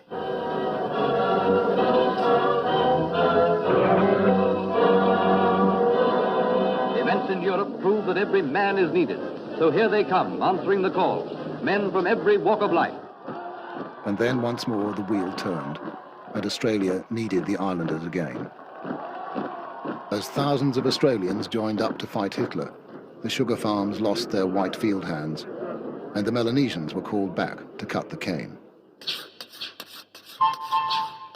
That was when Noah Sabo learned the skills of the cane cutter, from men 30 years older than himself. All our old men, our uncles and that, they went back cutting cane. See, they knew how to cut it. And I tell you, they could work. And I remember going out with them. They said, oh, boy, you come tomorrow, we cut cane. Oh, yeah. And I thought, well, I'll give it to these old fellas. But I tell you, at the end of the day, they had to nearly carry me home.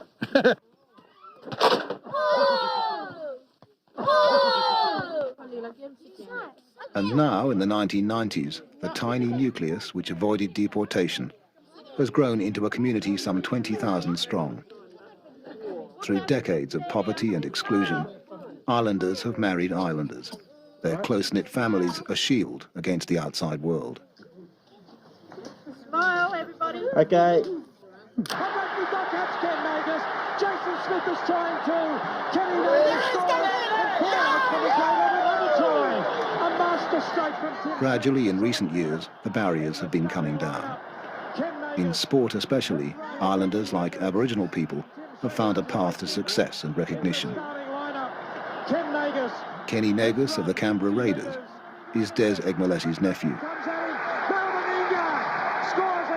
And his former captain Mal Meninga is one of their own as well. But how many football fans would know who the South Sea Islanders are, or how they came to Australia? The fairy tale comes true. When I met Desi, I didn't even realise there was a different race to Aboriginals. I couldn't recognise them as different. And that's the case of a lot of people. And I think that's very common. As I became more involved with the family, I was really amazed. Originally, I'm talking about 25 years ago, they would still talk about white people being nice to them, and that white person treated me just like I was a white person. Of course, this just absolutely horrified me. One way or another, the descendants of those Pacific Island sugar workers have found a place for themselves in Australia. Their families have been in Queensland for longer than all but a handful of Queenslanders. But gaining acceptance has never been easy. Pardon? That's a good one again. Too heavy. It is strange how people come up often and say to me, do you like living out here? And I say, Well, I should do. I was born right here. And I tell them I'm an Australian born, and they look at me wide-eyed. And I said, and you want to know where my parents come from? They come from Vanuatu. Both Les and I...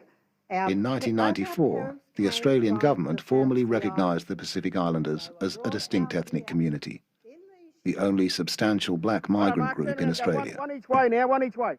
But Des Egmoless, for one, still isn't satisfied that justice has been done to his people. Well, a lot of people have asked me, you know, what am I missing out on in the world today? Well, I'm not missing out on bugger all, really. But what I want is a recognition for my people, for the work in which they did early in establishing the cane industry, a recognition for their blood, sweat and tears. I'm proud to be called a Kanaka, and I'm proud to be a direct descendant of the old people who were brought out here. We believe in slavery. I believe in slavery, for the want of better wording.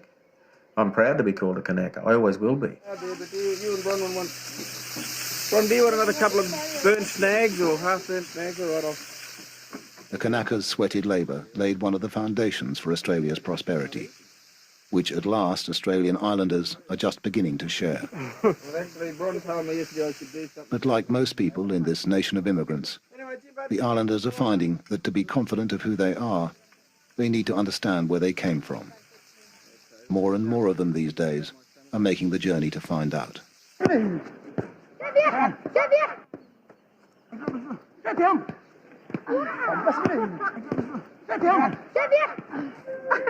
For the Leo family, the visit to Pentecost was more overwhelming than they'd expected. They rediscovered their roots in an island culture thousands of years old. But they had to come to terms with the fact that though they could attempt to understand it, they could no longer possibly belong.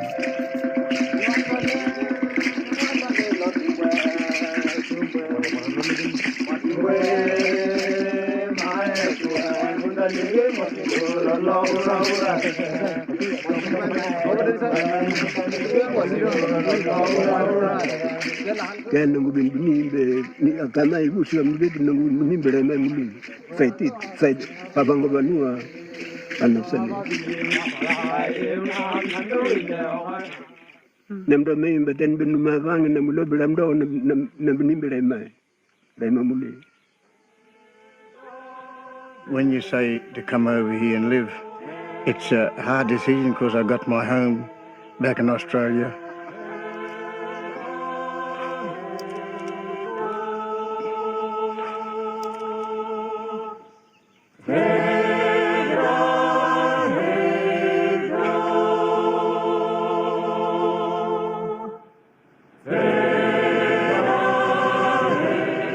Later, had helped to clear with nothing but muscle power and machetes. Joe Leo was back at work.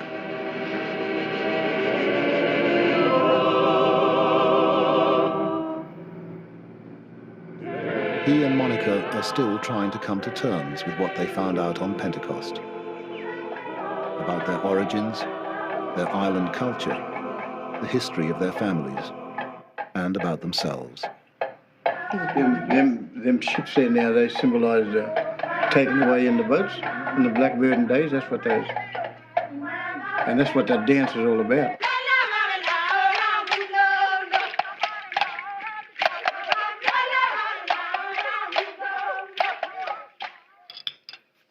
Yeah, well, one of the main things I think in our lives that I found out for the first time this year was Monica's father, Charlie Malamud, was related to my grandfather. We really found out that we were supposed to be cousins, very distant cousins, I hope.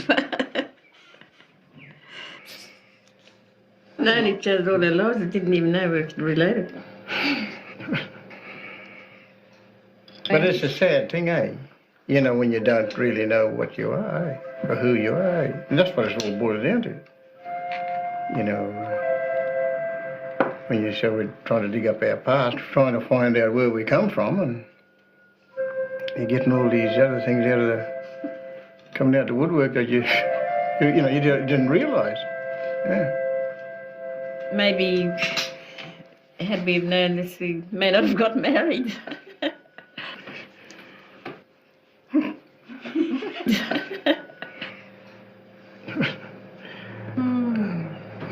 I cut there.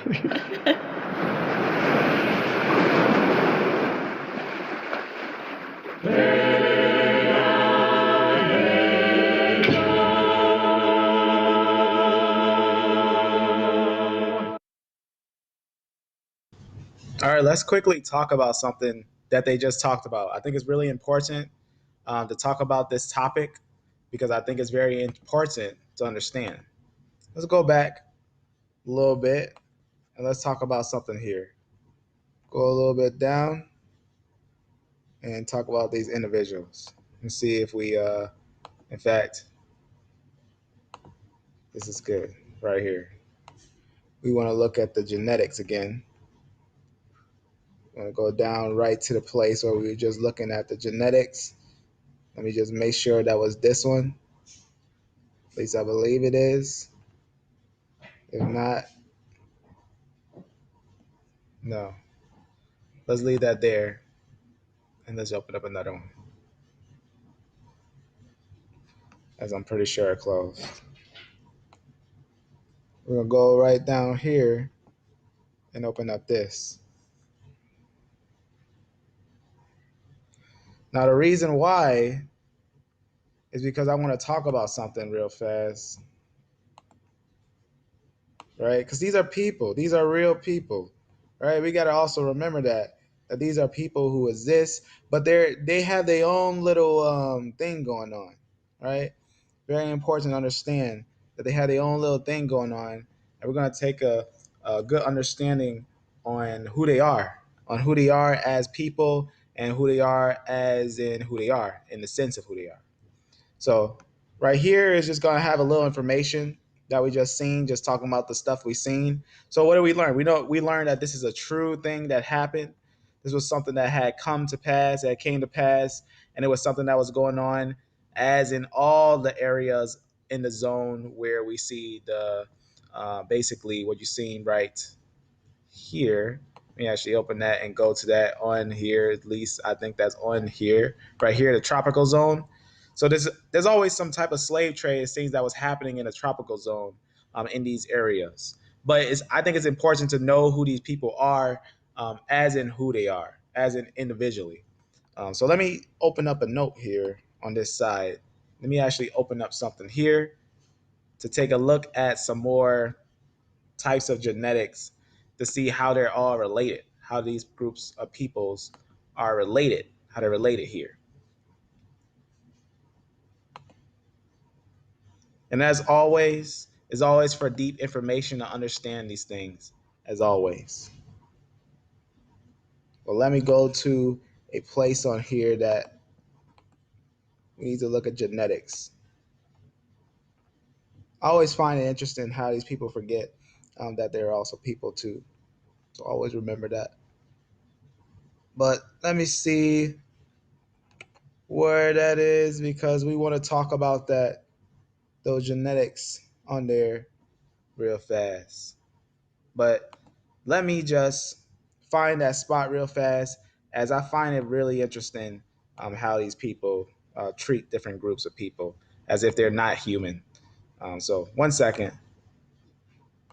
I'm just looking for something real fast, as I find it very ridiculous how some people treat people nowadays, how they kind of make them like if they're animals or things like that. But they're not animals. They're the same as us. They're just a little different in their own way. Let's look at this, because I think it's important to understand. I think it's really important to understand these things.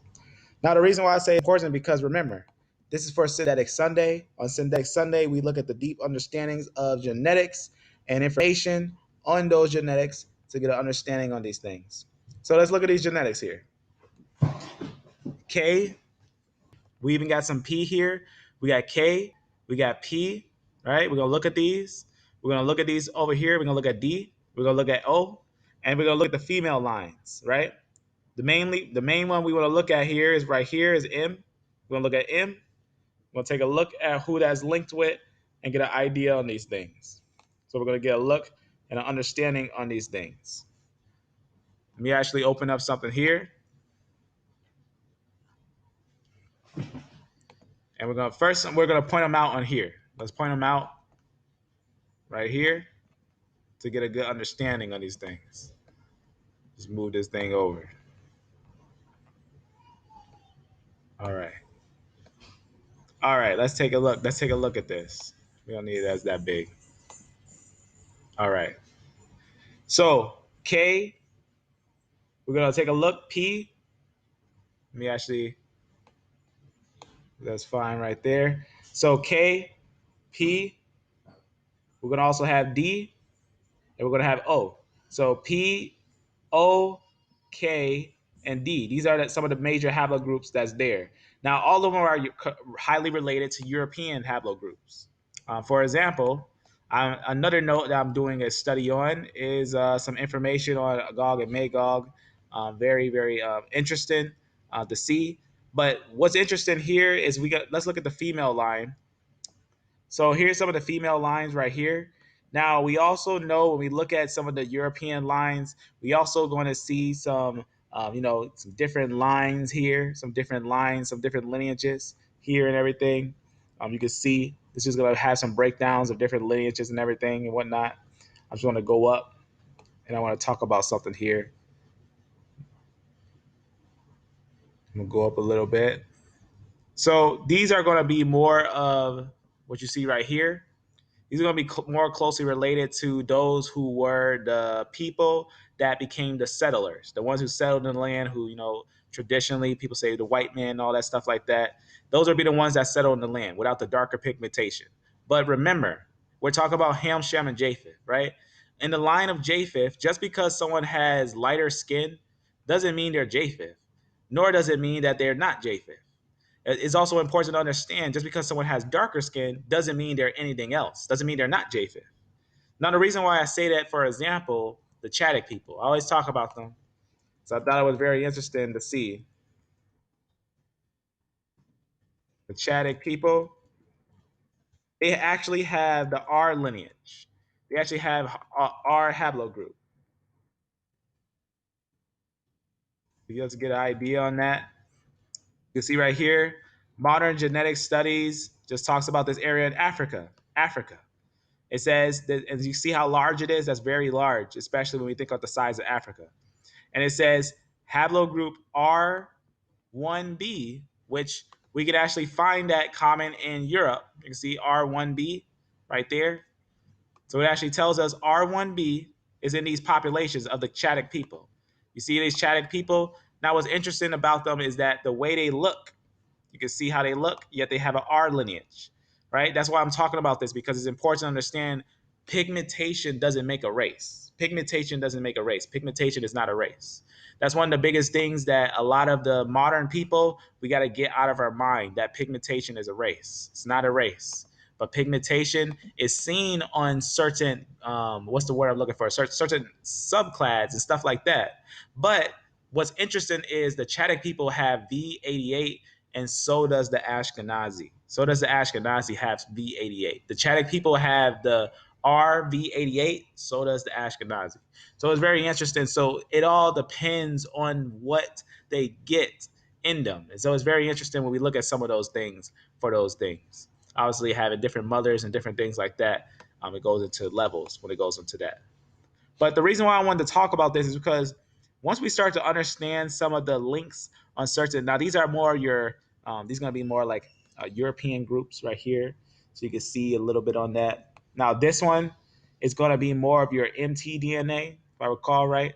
This is more your MT, and this is your R. This is your RE and all that stuff. This is going to be more of your Y chromosome. This is going to be your Y. It's going to be your female. It's going to be your Y and everything. So you can see a little bit of that on here, just to get that. That's going to be more of the ones who are the colonizing ones that are colonized. As always, we know that anyone can be saved, but Synthetic Sunday, we breaking down the genetics. As we know, we all shall be changed in the end. But we're going to really break down these genetics no matter what. So that's what we want to look at when we break down these things. So This is actually very important to know who went into that slave trade. What is the genetics of those that went into the slave trade? Now let's look at those genetics. Let's get into some of the details of the genetics of those that went into the slave trade. So I just showed you a little bit of those that were in the colonizing. Now let's take a look at those that went to the slave trade. So colonizing, let's take a look. Where would they be? R lineages, I lineages, L's, we know that's something that's there too. J, those are going to be more your common ones. N, things like that. And then what are the ones that went into slave trade? What are the ones that went to slave trade in this area, right? In the area that you see, which is actually going to be the area right here, right down here. Who went into the slave trade? It's actually a very mixed company. I'm going to go to something on here and also talk about that mixed company because I actually took a screenshot of New Guinea and some things that happens there. So right here, you can see K, P. We're going to look at that. So you can see P connected with R, and I showed you that R was actually European. And actually you can see, you can also look at different lineages like K. K is on the same branch as L and M. You can also see over here, you're going to see I, J, K. Well, I splits a little bit from the one that makes K. As you can see right here, it's going to make those. So they're highly related. Just because they have different skin tones, it doesn't really change who they are. These people, they are those people, right? These are those people that we see here. And in fact, taking a look at the note, let's go up here a little bit. Let's talk about these people, these individuals. So here's some of them. Here's the they basically call them that they're native to those areas and whatnot. You can see these people. They're going to be mentioned there. This group, these groups, these names. See these names right here. These names are going to be mentioned on these things. Let's go back over here, so you can see right there, right there. Some of these names right here. Already talking about some of the groups, some of the ones that's called Negroes sitting in some of the areas and whatnot. We already looked at some of the islands. So these are the people. These are those people that was in that area. Yet they're highly related. Your O and N, right? In Europe, you got your R, right? Connected with P, right? You can see your P over here, whatnot. Got your P right there. It's right there. Talks about where they moved and everything and whatnot. Your K's. Got your K right there. Now, the reason why I wanted to show you this, because if we don't look at haplogroups, how are we ever going to realize who these people actually are? Who really are these people and who they actually are? And think about that. That just shows you the ignorance, the type of ignorance that the people had to actually enslave their own people.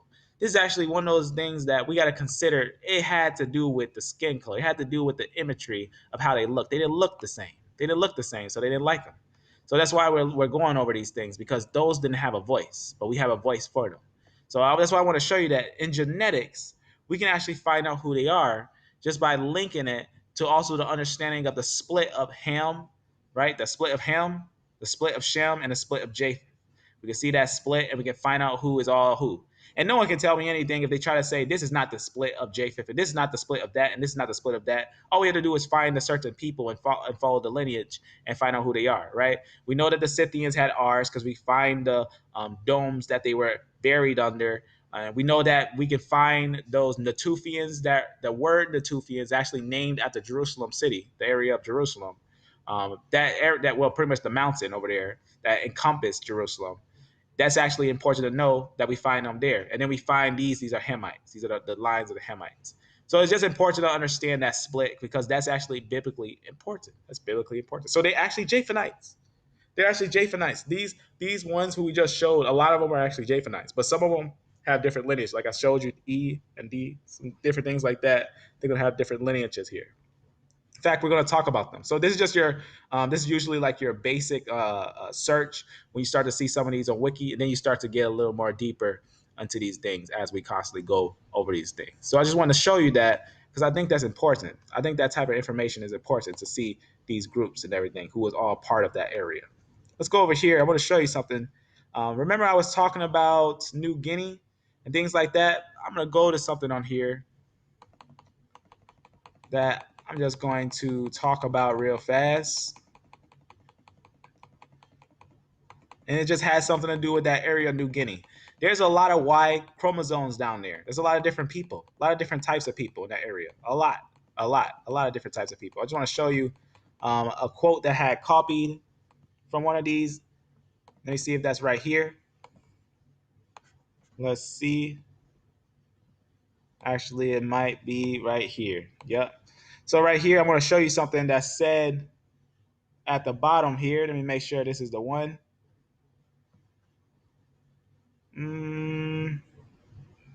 Over one more. Right here. All right, this is the one I want to talk about right here. All right, so it's where it says New Guinea. Just talks about some things and whatnot when it talks about these Y chromosomes. Now, this one is just talking about up here, is just talking about some things that were going on in the land called Africa. But watch what it says here. While the differences in Y chromosome and MT diversity are not nearly as strong. Now, why is it saying this? It just let us know in the area of Africa, there was a lot of people called Bantu, which actually means people, a lot of people in Africa that were the same people.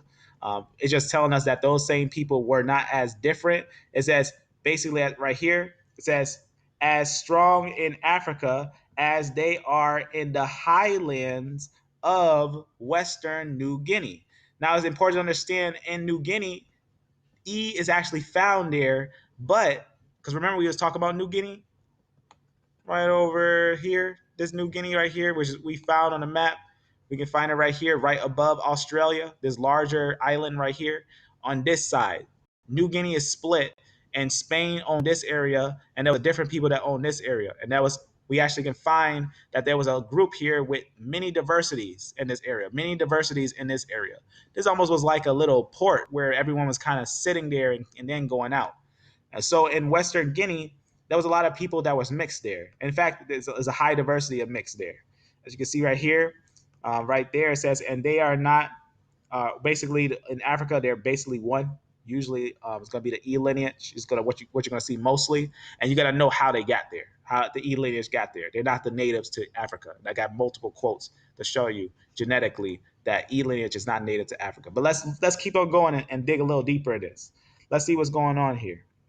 Watch what it says here about these one more time, right? It's basically letting us know the diversity in Africa, as we know, mainly E, as they are in the highlands. It's not as diverse as it is in the highlands of Western New Guinea. See what's going on there? Very important to understand that the Y chromosome in Africa is actually less diverse than this little island, right? Very interesting to know that the people in Africa are usually actually of one stock.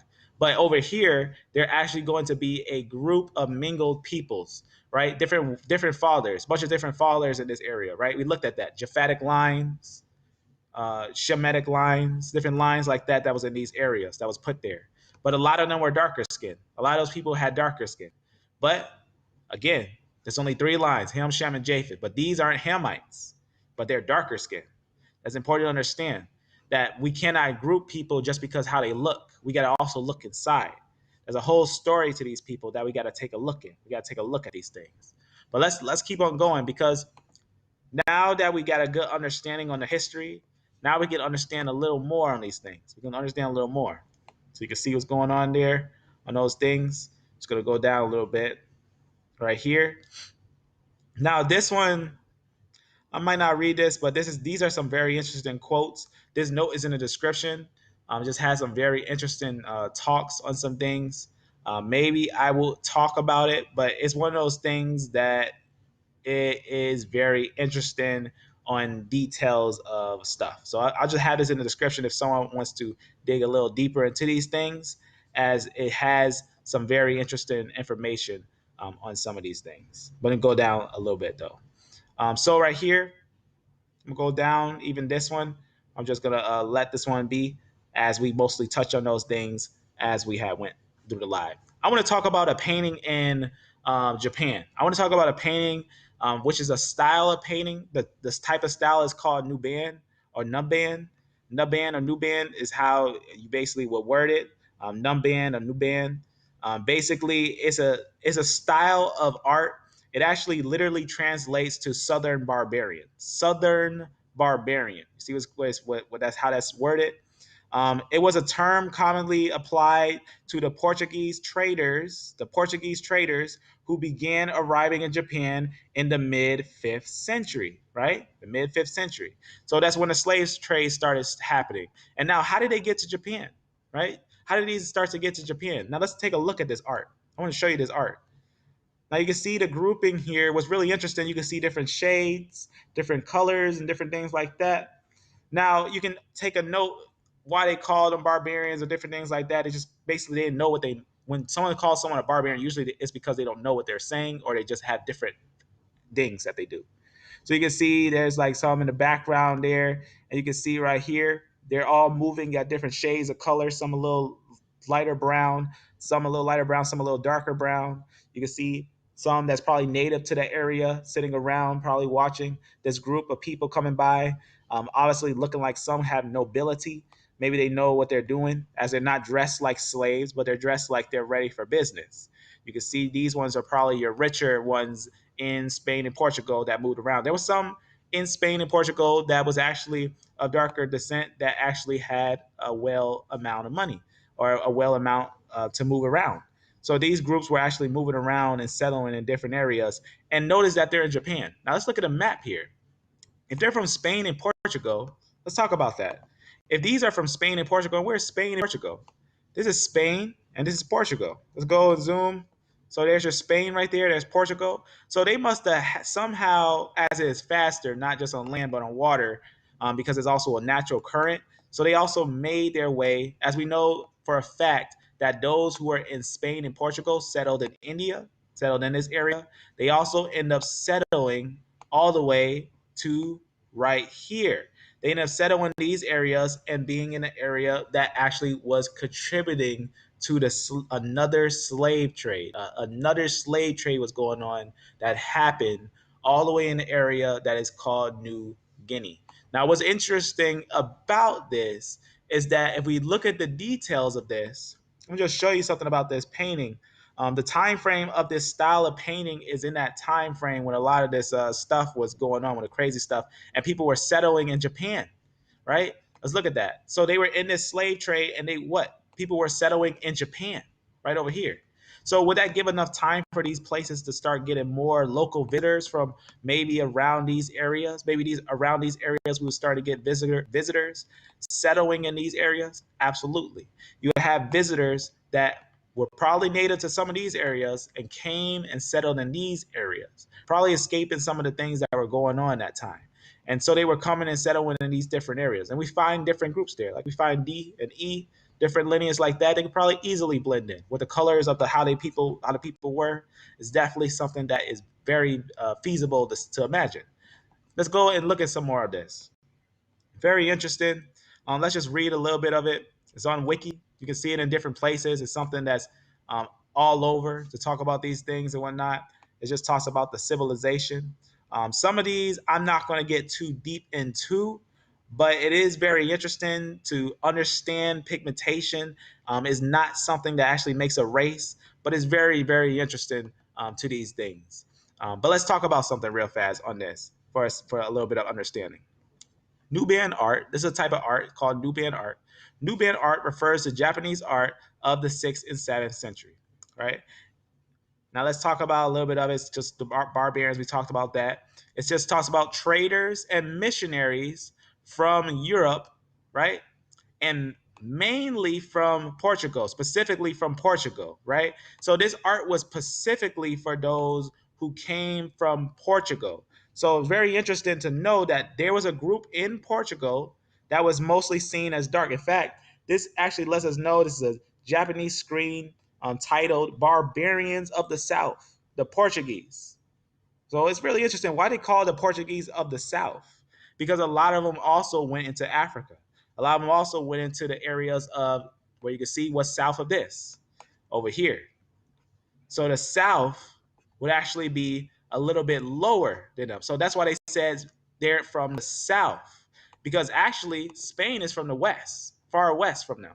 But they actually say that this group is a barbarian group that came from the South, from lower South down here. So you can see right here, there's a group that came and settled there. Very interesting piece of art right there. We'll go up a little bit and read a little bit more on it. So let's talk about it. So they said specifically from Portugal. It says the term also refers to paintings Europeans brought to Japan. Nubian art developed after the first Portuguese ships arrived. So let's talk about the first ones, and let's look at this place. Let's take a look at this place where it talks about the first Portuguese ships arrived in this area, and let's look at this place on a map. Let's just put it on a map. So Japan, the pinpoint of it, right there. So that's the island. They was landing here. The Portuguese were coming here. So remember, the Portuguese, when you're obviously back in the day, you had to have a port, right? You're not going to just keep on going from here to here and not have a place to settle. In fact, they had multiple ports, multiple places to settle. And this was one of them down here. This is one of the places they settled. And then this was another place they settled. Very interesting how Spain reached a large part of the world. So they settled right here. This is where Spain was settling. Let's keep going.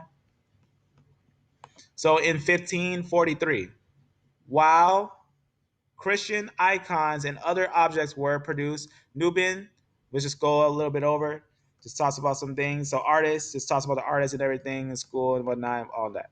So it just talks about that this is a Japanese style of art and whatnot. Just very interesting. And also it's important to know the time frame when these things came to pass, There's also some other channels and stuff that go over these things really deep and different things like that, as I think history is very interesting to check out. I don't have a Facebook, so I can't really see this one, but it's really interesting to check out. Really interesting information to check out on some of these things. Very interesting information. It obviously got to cite your sources, so it's got some information on where you can see these things and whatnot, and other places where you can see it. So barbarians of the South, they say. Let's go over here. So very, very interesting stuff. Very, very interesting stuff. Obviously, it's going to be a mingled company. Coming there. Probably Moors, Jews. You're going to have some, obviously, other people of different groups, higher people with money. Some that's ready to sell, right? That's very important to know. I was also looking on, I like to see people have conversations on these things. There's a lot of interesting conversations. So I just put this here also for some of the conversations on these things where people go a little bit more into the detail, the historical detail on things. Obviously, looking at these things is very, very interesting to see how these things had turned out in the end. Very, very interesting. So I just put this a little bit more there to talk about these things and the information on these things. So I just put that there for some more information on these things. Let's go. And now I took a screenshot because I saw a brother, obviously Benaya Israel was talking about this as well. He's actually talking about the black Portuguese merchants that arrived in Japan. Very interesting when I saw that, and I saw another brother on there with some wisdom. Beloved brother, he actually had brought some information on that painting, which I thought it was very great. I had to take a screenshot because I love that brothers are knowing this deep historical information. See, now he says from the style of the painting is clearly a classical. It talks about exactly a Japan painting, classical Japanese style.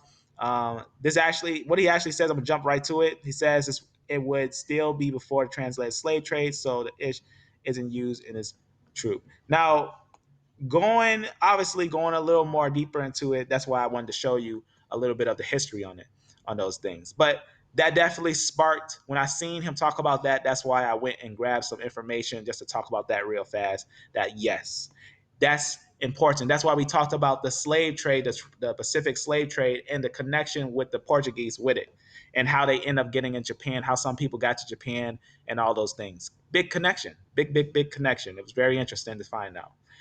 Slave trade is still going on in the area of Australia, so it's still a lot of covering up going on.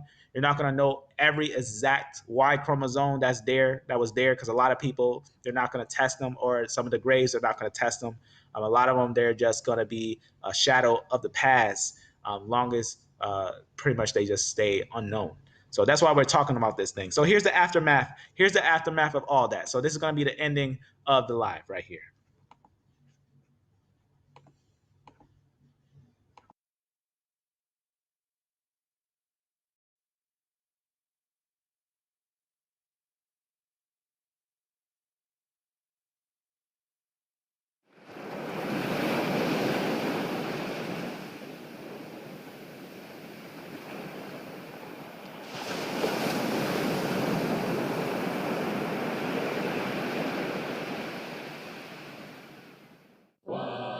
My name's Imelda Davis, traditional name Wassacom. I'm the chairwoman of Australian South Sea Islanders Port Jackson, which is here in Sydney, Pyrmont. As an organisation under-resourced, we've been advocating for change, for the inclusion of Australian South Sea Islanders in programs and services, especially with government, and to be included as a part of the great Australian narrative that we celebrate as a multicultural society. We're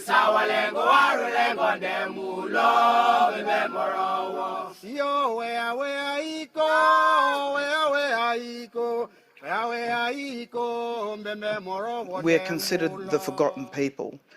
Now, Australian South Sea Islanders are the descendants of some 60-odd thousand that were brought here from the islands of Vanuatu and Solomons. 95% of the trade were men and 5% were women.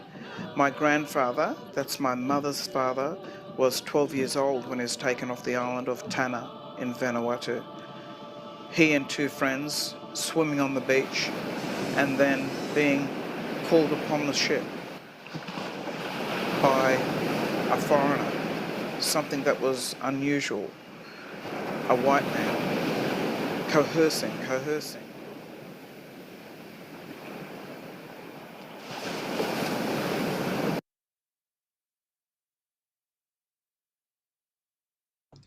I wanted to talk about this map right here on this video. Now you see this map is very interesting because what you're seeing is some of the migrations from those islands and how they went into the area of Australia and stuff like that. Very, very interesting to see some of those things. So it says there were some 800 trade routes in Australia from the 80 islands. So that's why we're not going to show all those islands. It's 80 islands. He never saw his family again. Solomons. This year marks 25 years since the 1994 Commonwealth recognised Australian South Sea Islanders as a distinct cultural group through the lobbying of Mrs. Faith Bandler and many community leaders, supported by the Human Rights and Equal Opportunities Commission. We hope that this year it'll impress on the government the importance of focus on policy programs and services for Australian South Sea Islander inclusion and recognition. Where I live here in Pyrmont, which is very fortunate, for the last 20 years, I overlook the Sugar Wharf. Now, the Sugar Wharf is CSR refinery, known back as far as the 1800s or so, to receive sugar from these plantations all across Queensland and New South Wales. Benjamin Boyd Road runs here. He brought the first connects to Eden, New South Wales. You know, there's a lot of truth-telling to be told. Queensland, Townsville, Robert Towns, notorious blackbirder.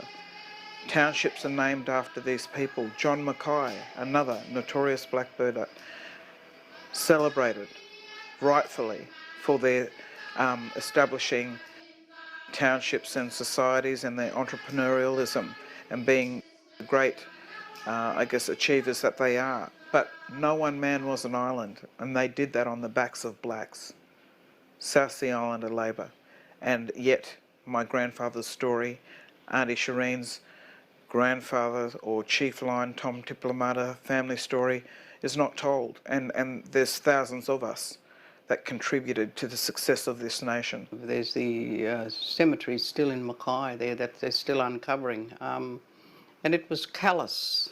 It was dismissive of black people, dismissive of black people, black men. We were something, nothing. And it still seems that way today. Australia is the third largest sugar provider in the world. There's a lot to be said about the economic stability that Kanakas gave to this country. Through blood, sweat and tears, no one benefited from this trade. We don't sit here before you wealthy, rich in, I guess, our sense of belonging as a part of the First Nations community, our families that have survived. But in terms of economic stability and equal opportunity, we still suffer significantly.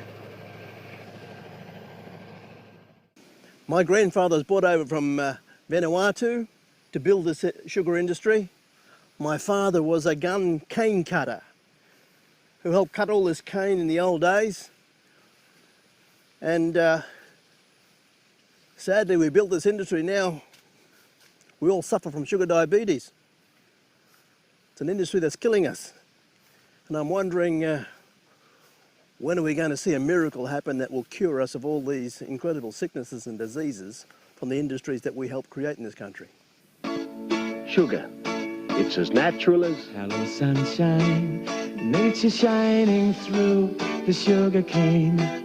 Bringing that great taste back again. Hello, sunshine. Hello, sunshine. Hello, sunshine. You're a natural part of life. Sugar. It's as natural as sunshine. Hello, sunshine.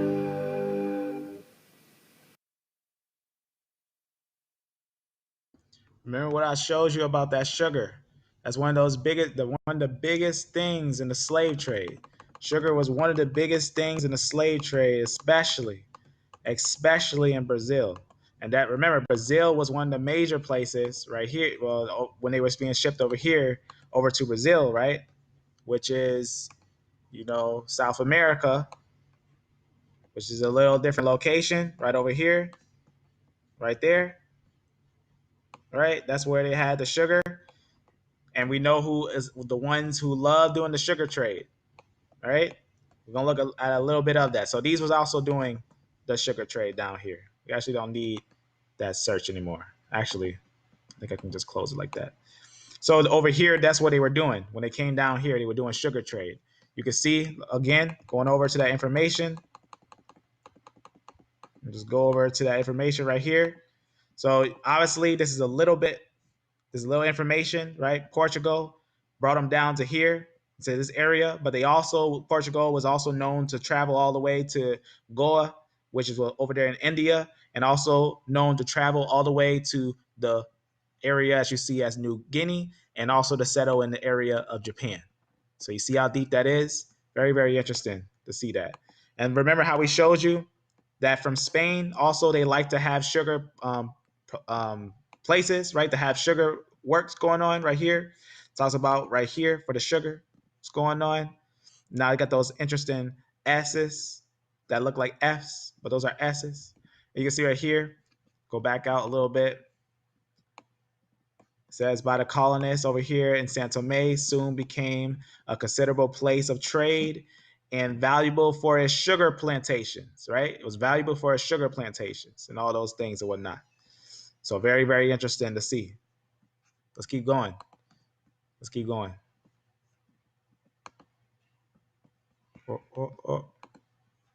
Close this. I was born at Taree, which is my dad's country, which is the Aboriginal name for Taree is Biripi. Each Wednesday was ration day where we get a box full of tea, a tin of sunshine milk, a bag of sugar. Sugar came in a big bag. I've gone blind through diabetes, okay? But I can still hear. I can still smell. I can smell the gum leaves. I can feel the breeze on my face. I can see the leaves swaying. I'm not completely blind. I'm just 1% left in my right eye. Completely blind in the left eye. But it shudders. See, I just walked on the bark. The crackling. Oh, I love that. That's what I miss. Just these sounds, walking bare feet on the ground. I can hear it, but I can't feel it. And that's from white men's disease, diabetes.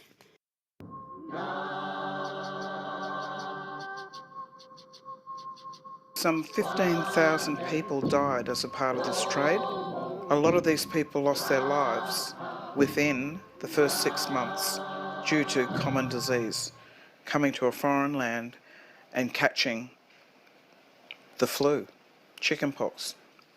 We need to sit alongside our Aboriginal and Torres Strait Islander families. As a part of that trade, we were brought in and placed on the same missions, stations, plantations, and worked alongside each other in a sugar slave trade. And this is something that is evident of our kinship. The there were some 3,000 South Sea Islanders that established the coming of the light. When they celebrate Christianity coming to the islands in the Torres Strait, called July 1 or Zulai 1, that's celebrating the South Sea mob that came through and contributed to Christianity and the ongoing development, and are still there today. So even our own mobs find the complexity of this history that's occurred challenging at the best of times and don't understand the history. That's why we need to sit alongside our Aboriginal and Torres Strait Islander families in the curriculums as a part of this Australian narrative and be recognised as such.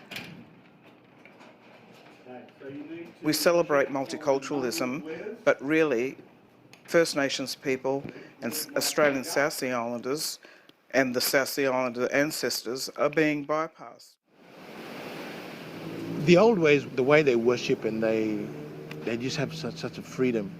They know how to connect. They know how to present themselves. And now this new way of doing things, it's actually there's certain way you got to dress. You see, when the missionary came, they put a lot of stuff on us. They told us there's certain things that have to be changed. Within myself personally, I really want to have the freedom in doing things the way I want to do it. Then I've got this religious side of things now that tells me that. You know why we're going over this? Because with horrible events, God can make a change of any situation. These individuals went through a slave trade, but you know what they found? They found Christ.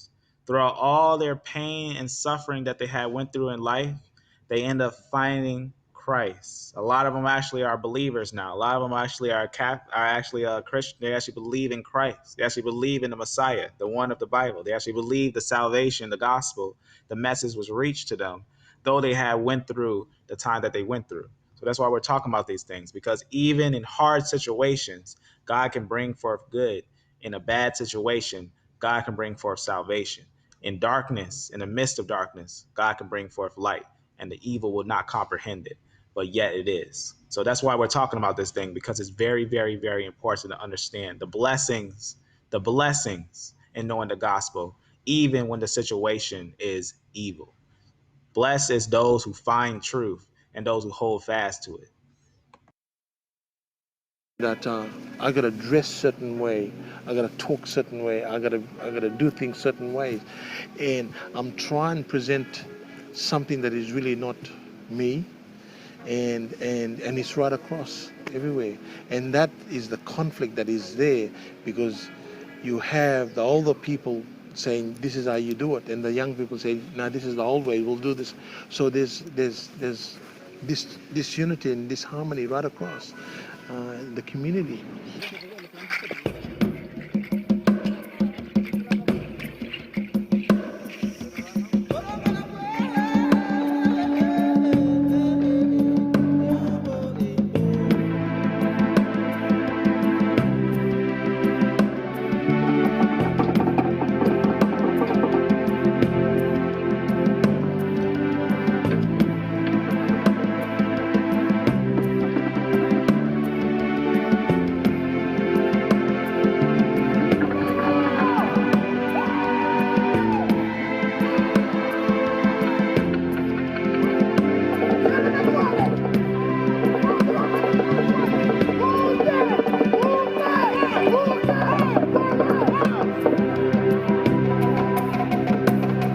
On behalf of the Vanuatu government and Vanuatu chiefs, to the Mananjali people, thank you so much for welcoming us and the South Sea Islander people into your land. And thank you for the warm welcome that you have given to our people that live in this country, the South Sea Islander people. So, thank you so much.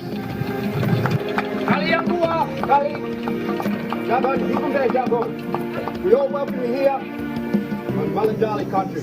Please come through.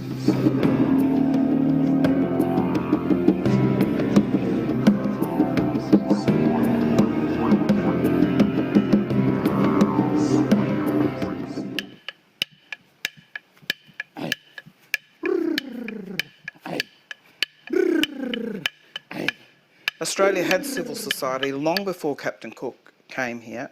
People were trading with the islands. First Nations mob were travelling and exchanging. Let's get back to that and let's understand the truth around that connectedness that once was. Before European contact, my people believed in a great spirit, and we call him Ganya in our language. And he was a higher spirit who taught our people a lot of the things that we know today. And a good example of that is the making of fire.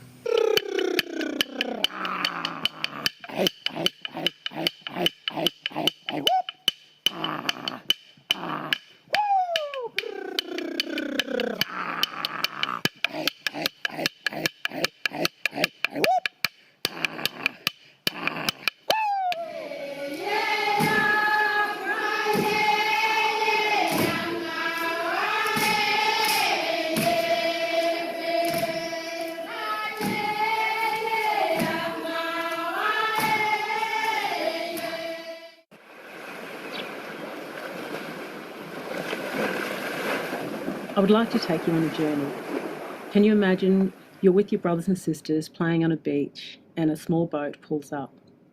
As you and your siblings approach to take a closer look, you're grabbed and pulled into the small boat. Some of your siblings escape and run. However, you're forced in, and before you know it, you are leaving the shoreline and the beach where you played and the village where you lived. You are then taken to a large ship, put into a hold where there are other children just like you.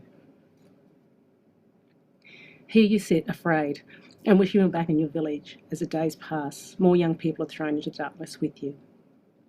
Eventually you are let out of the hold and into the sunlight, clothed, and you are marched off with a group of other young people, taken away.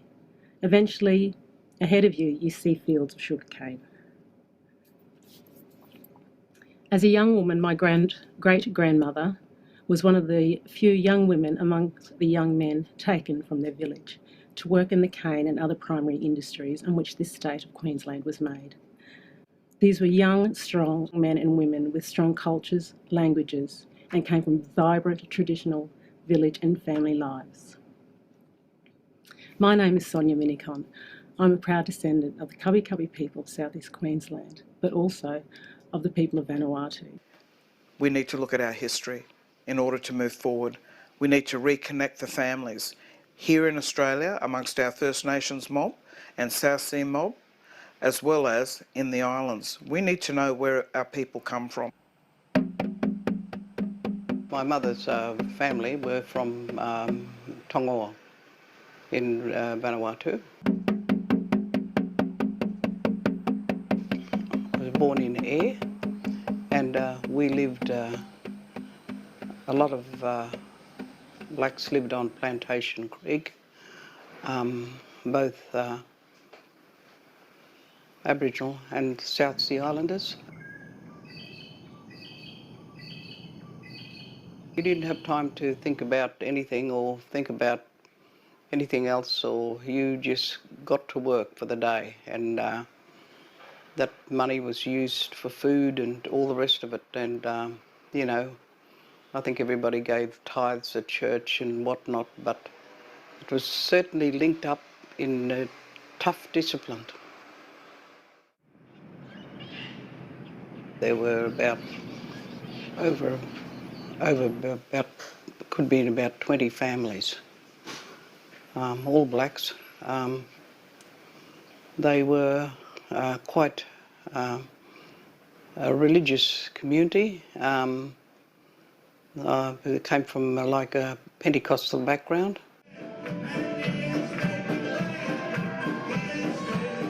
I've thought about that how they could sort of dance in the Holy Spirit.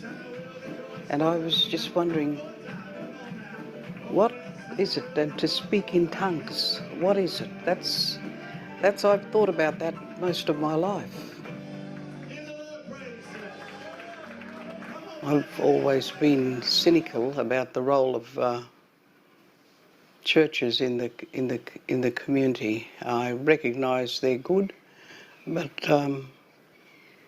while we went to church, we were barred from the swimming pool, and we had to sit in a different part of the picture theatre.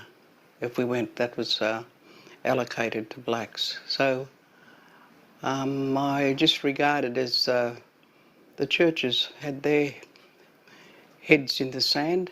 They, to me, equated the White Australia policy with a hand from God.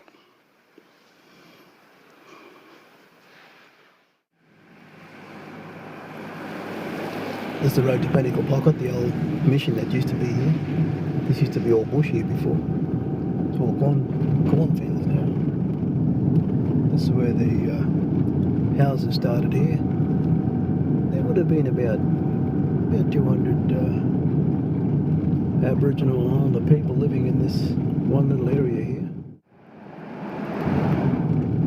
The only thing that's left standing here is of that old memory is this old church here. One of the most farcical things, actually be humorous if it wasn't so true, that the ways in which the church leaves these buildings, their buildings, in such incredible disarray in Aboriginal communities. Look, I'm standing here right in the old pulpit that my father used to use back in the old mission days. Everybody sang in the church, and they could sing. They could play the guitars, the organ, they could chop it. Yeah. So that was Sunday school. And in this church that's owned by the Assemblies of God Church, it was their building. It was their mission, their ministry. And yet down in Sydney they've got a ministry down there worth $50 million. It's not going to cost $50 million to fix this place up. Just only a 1 day's take from their offerings would make this place beautiful and kept in heritage condition for Aboriginal people for future generations. it was, we say, to a lot of good, a lot of prayer, and yet my mother, who's from the chief line, Chief Tom Tiplamata in Vanuatu, on the island of Tongawa.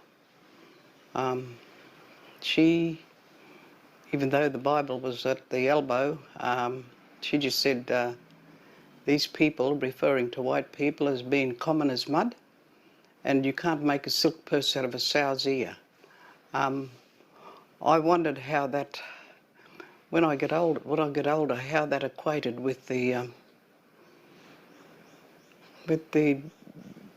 teaching of religion. So, but that's how we grew up. And my father's mother was a full-blood Aboriginal from the Burdekin. My father's father, Michael Henaway, he was speared. He was killed by Aboriginal people, men around that area, and I think it could have been over Grandma, because whether she was promised or he took one of the women, but he was, they done him, yes. I once was lost, but now I'm found. I was blind, but now I see. 'Twas grace. We had grace that white family over the road, but the young boy wanted to come and play with us, but my mother just pointed a finger up in the air and told him to get. So we weren't allowed to play with white kids, and white people were regarded as just as common as mud. And this was by a religious mother. If that's not racism, I don't know.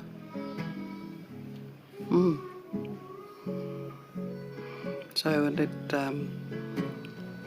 some things stay with you, and it's just like you can have a burden through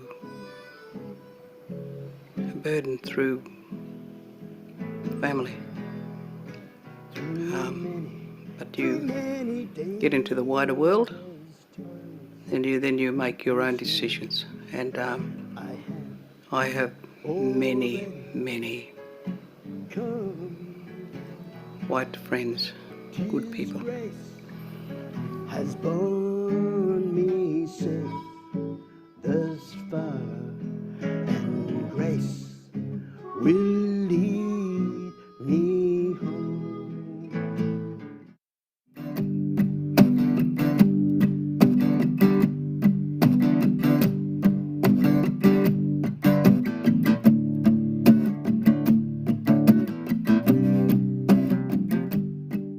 Our leaders need to be recognised for their contribution to this nation. Auntie Benita Maba, who just passed away, traditional owner of Palm Island, but also very proud woman Tana from Vanuatu. And that was something that she went to her grave in wishing that, you know, the government would do more for Australian South Sea Islander recognition.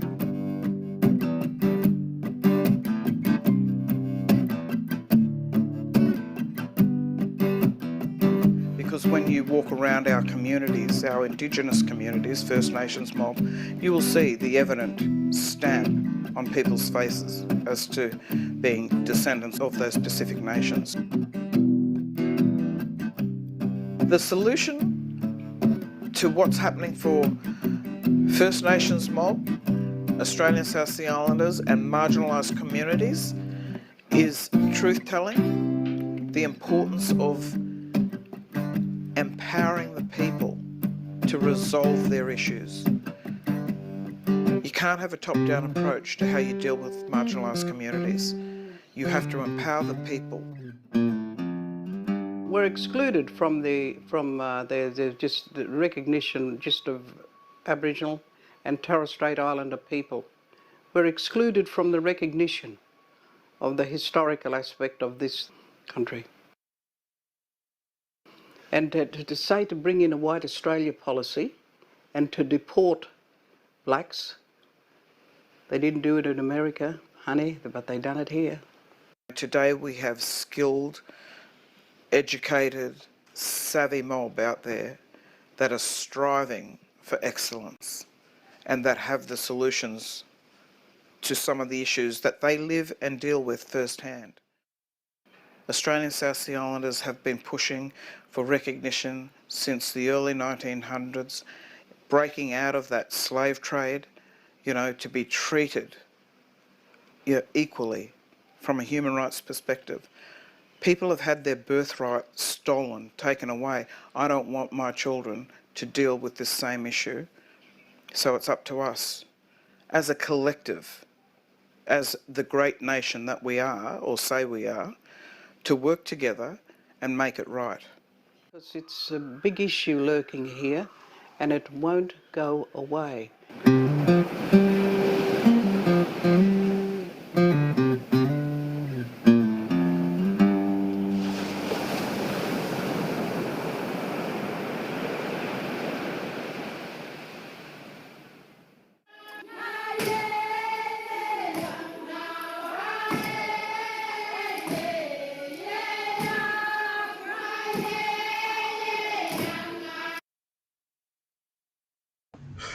All right, shalom, family. So we're going to wrap this up. So as you see in the areas called tropical zone, we got slave trades here. We got slave trades here, with the exception in America. And you had some slave trades that went around in the islands over here, even in New Guinea over here, where they was being sent down to the areas of Australia. So that was a slave trade in Australia, very detailed.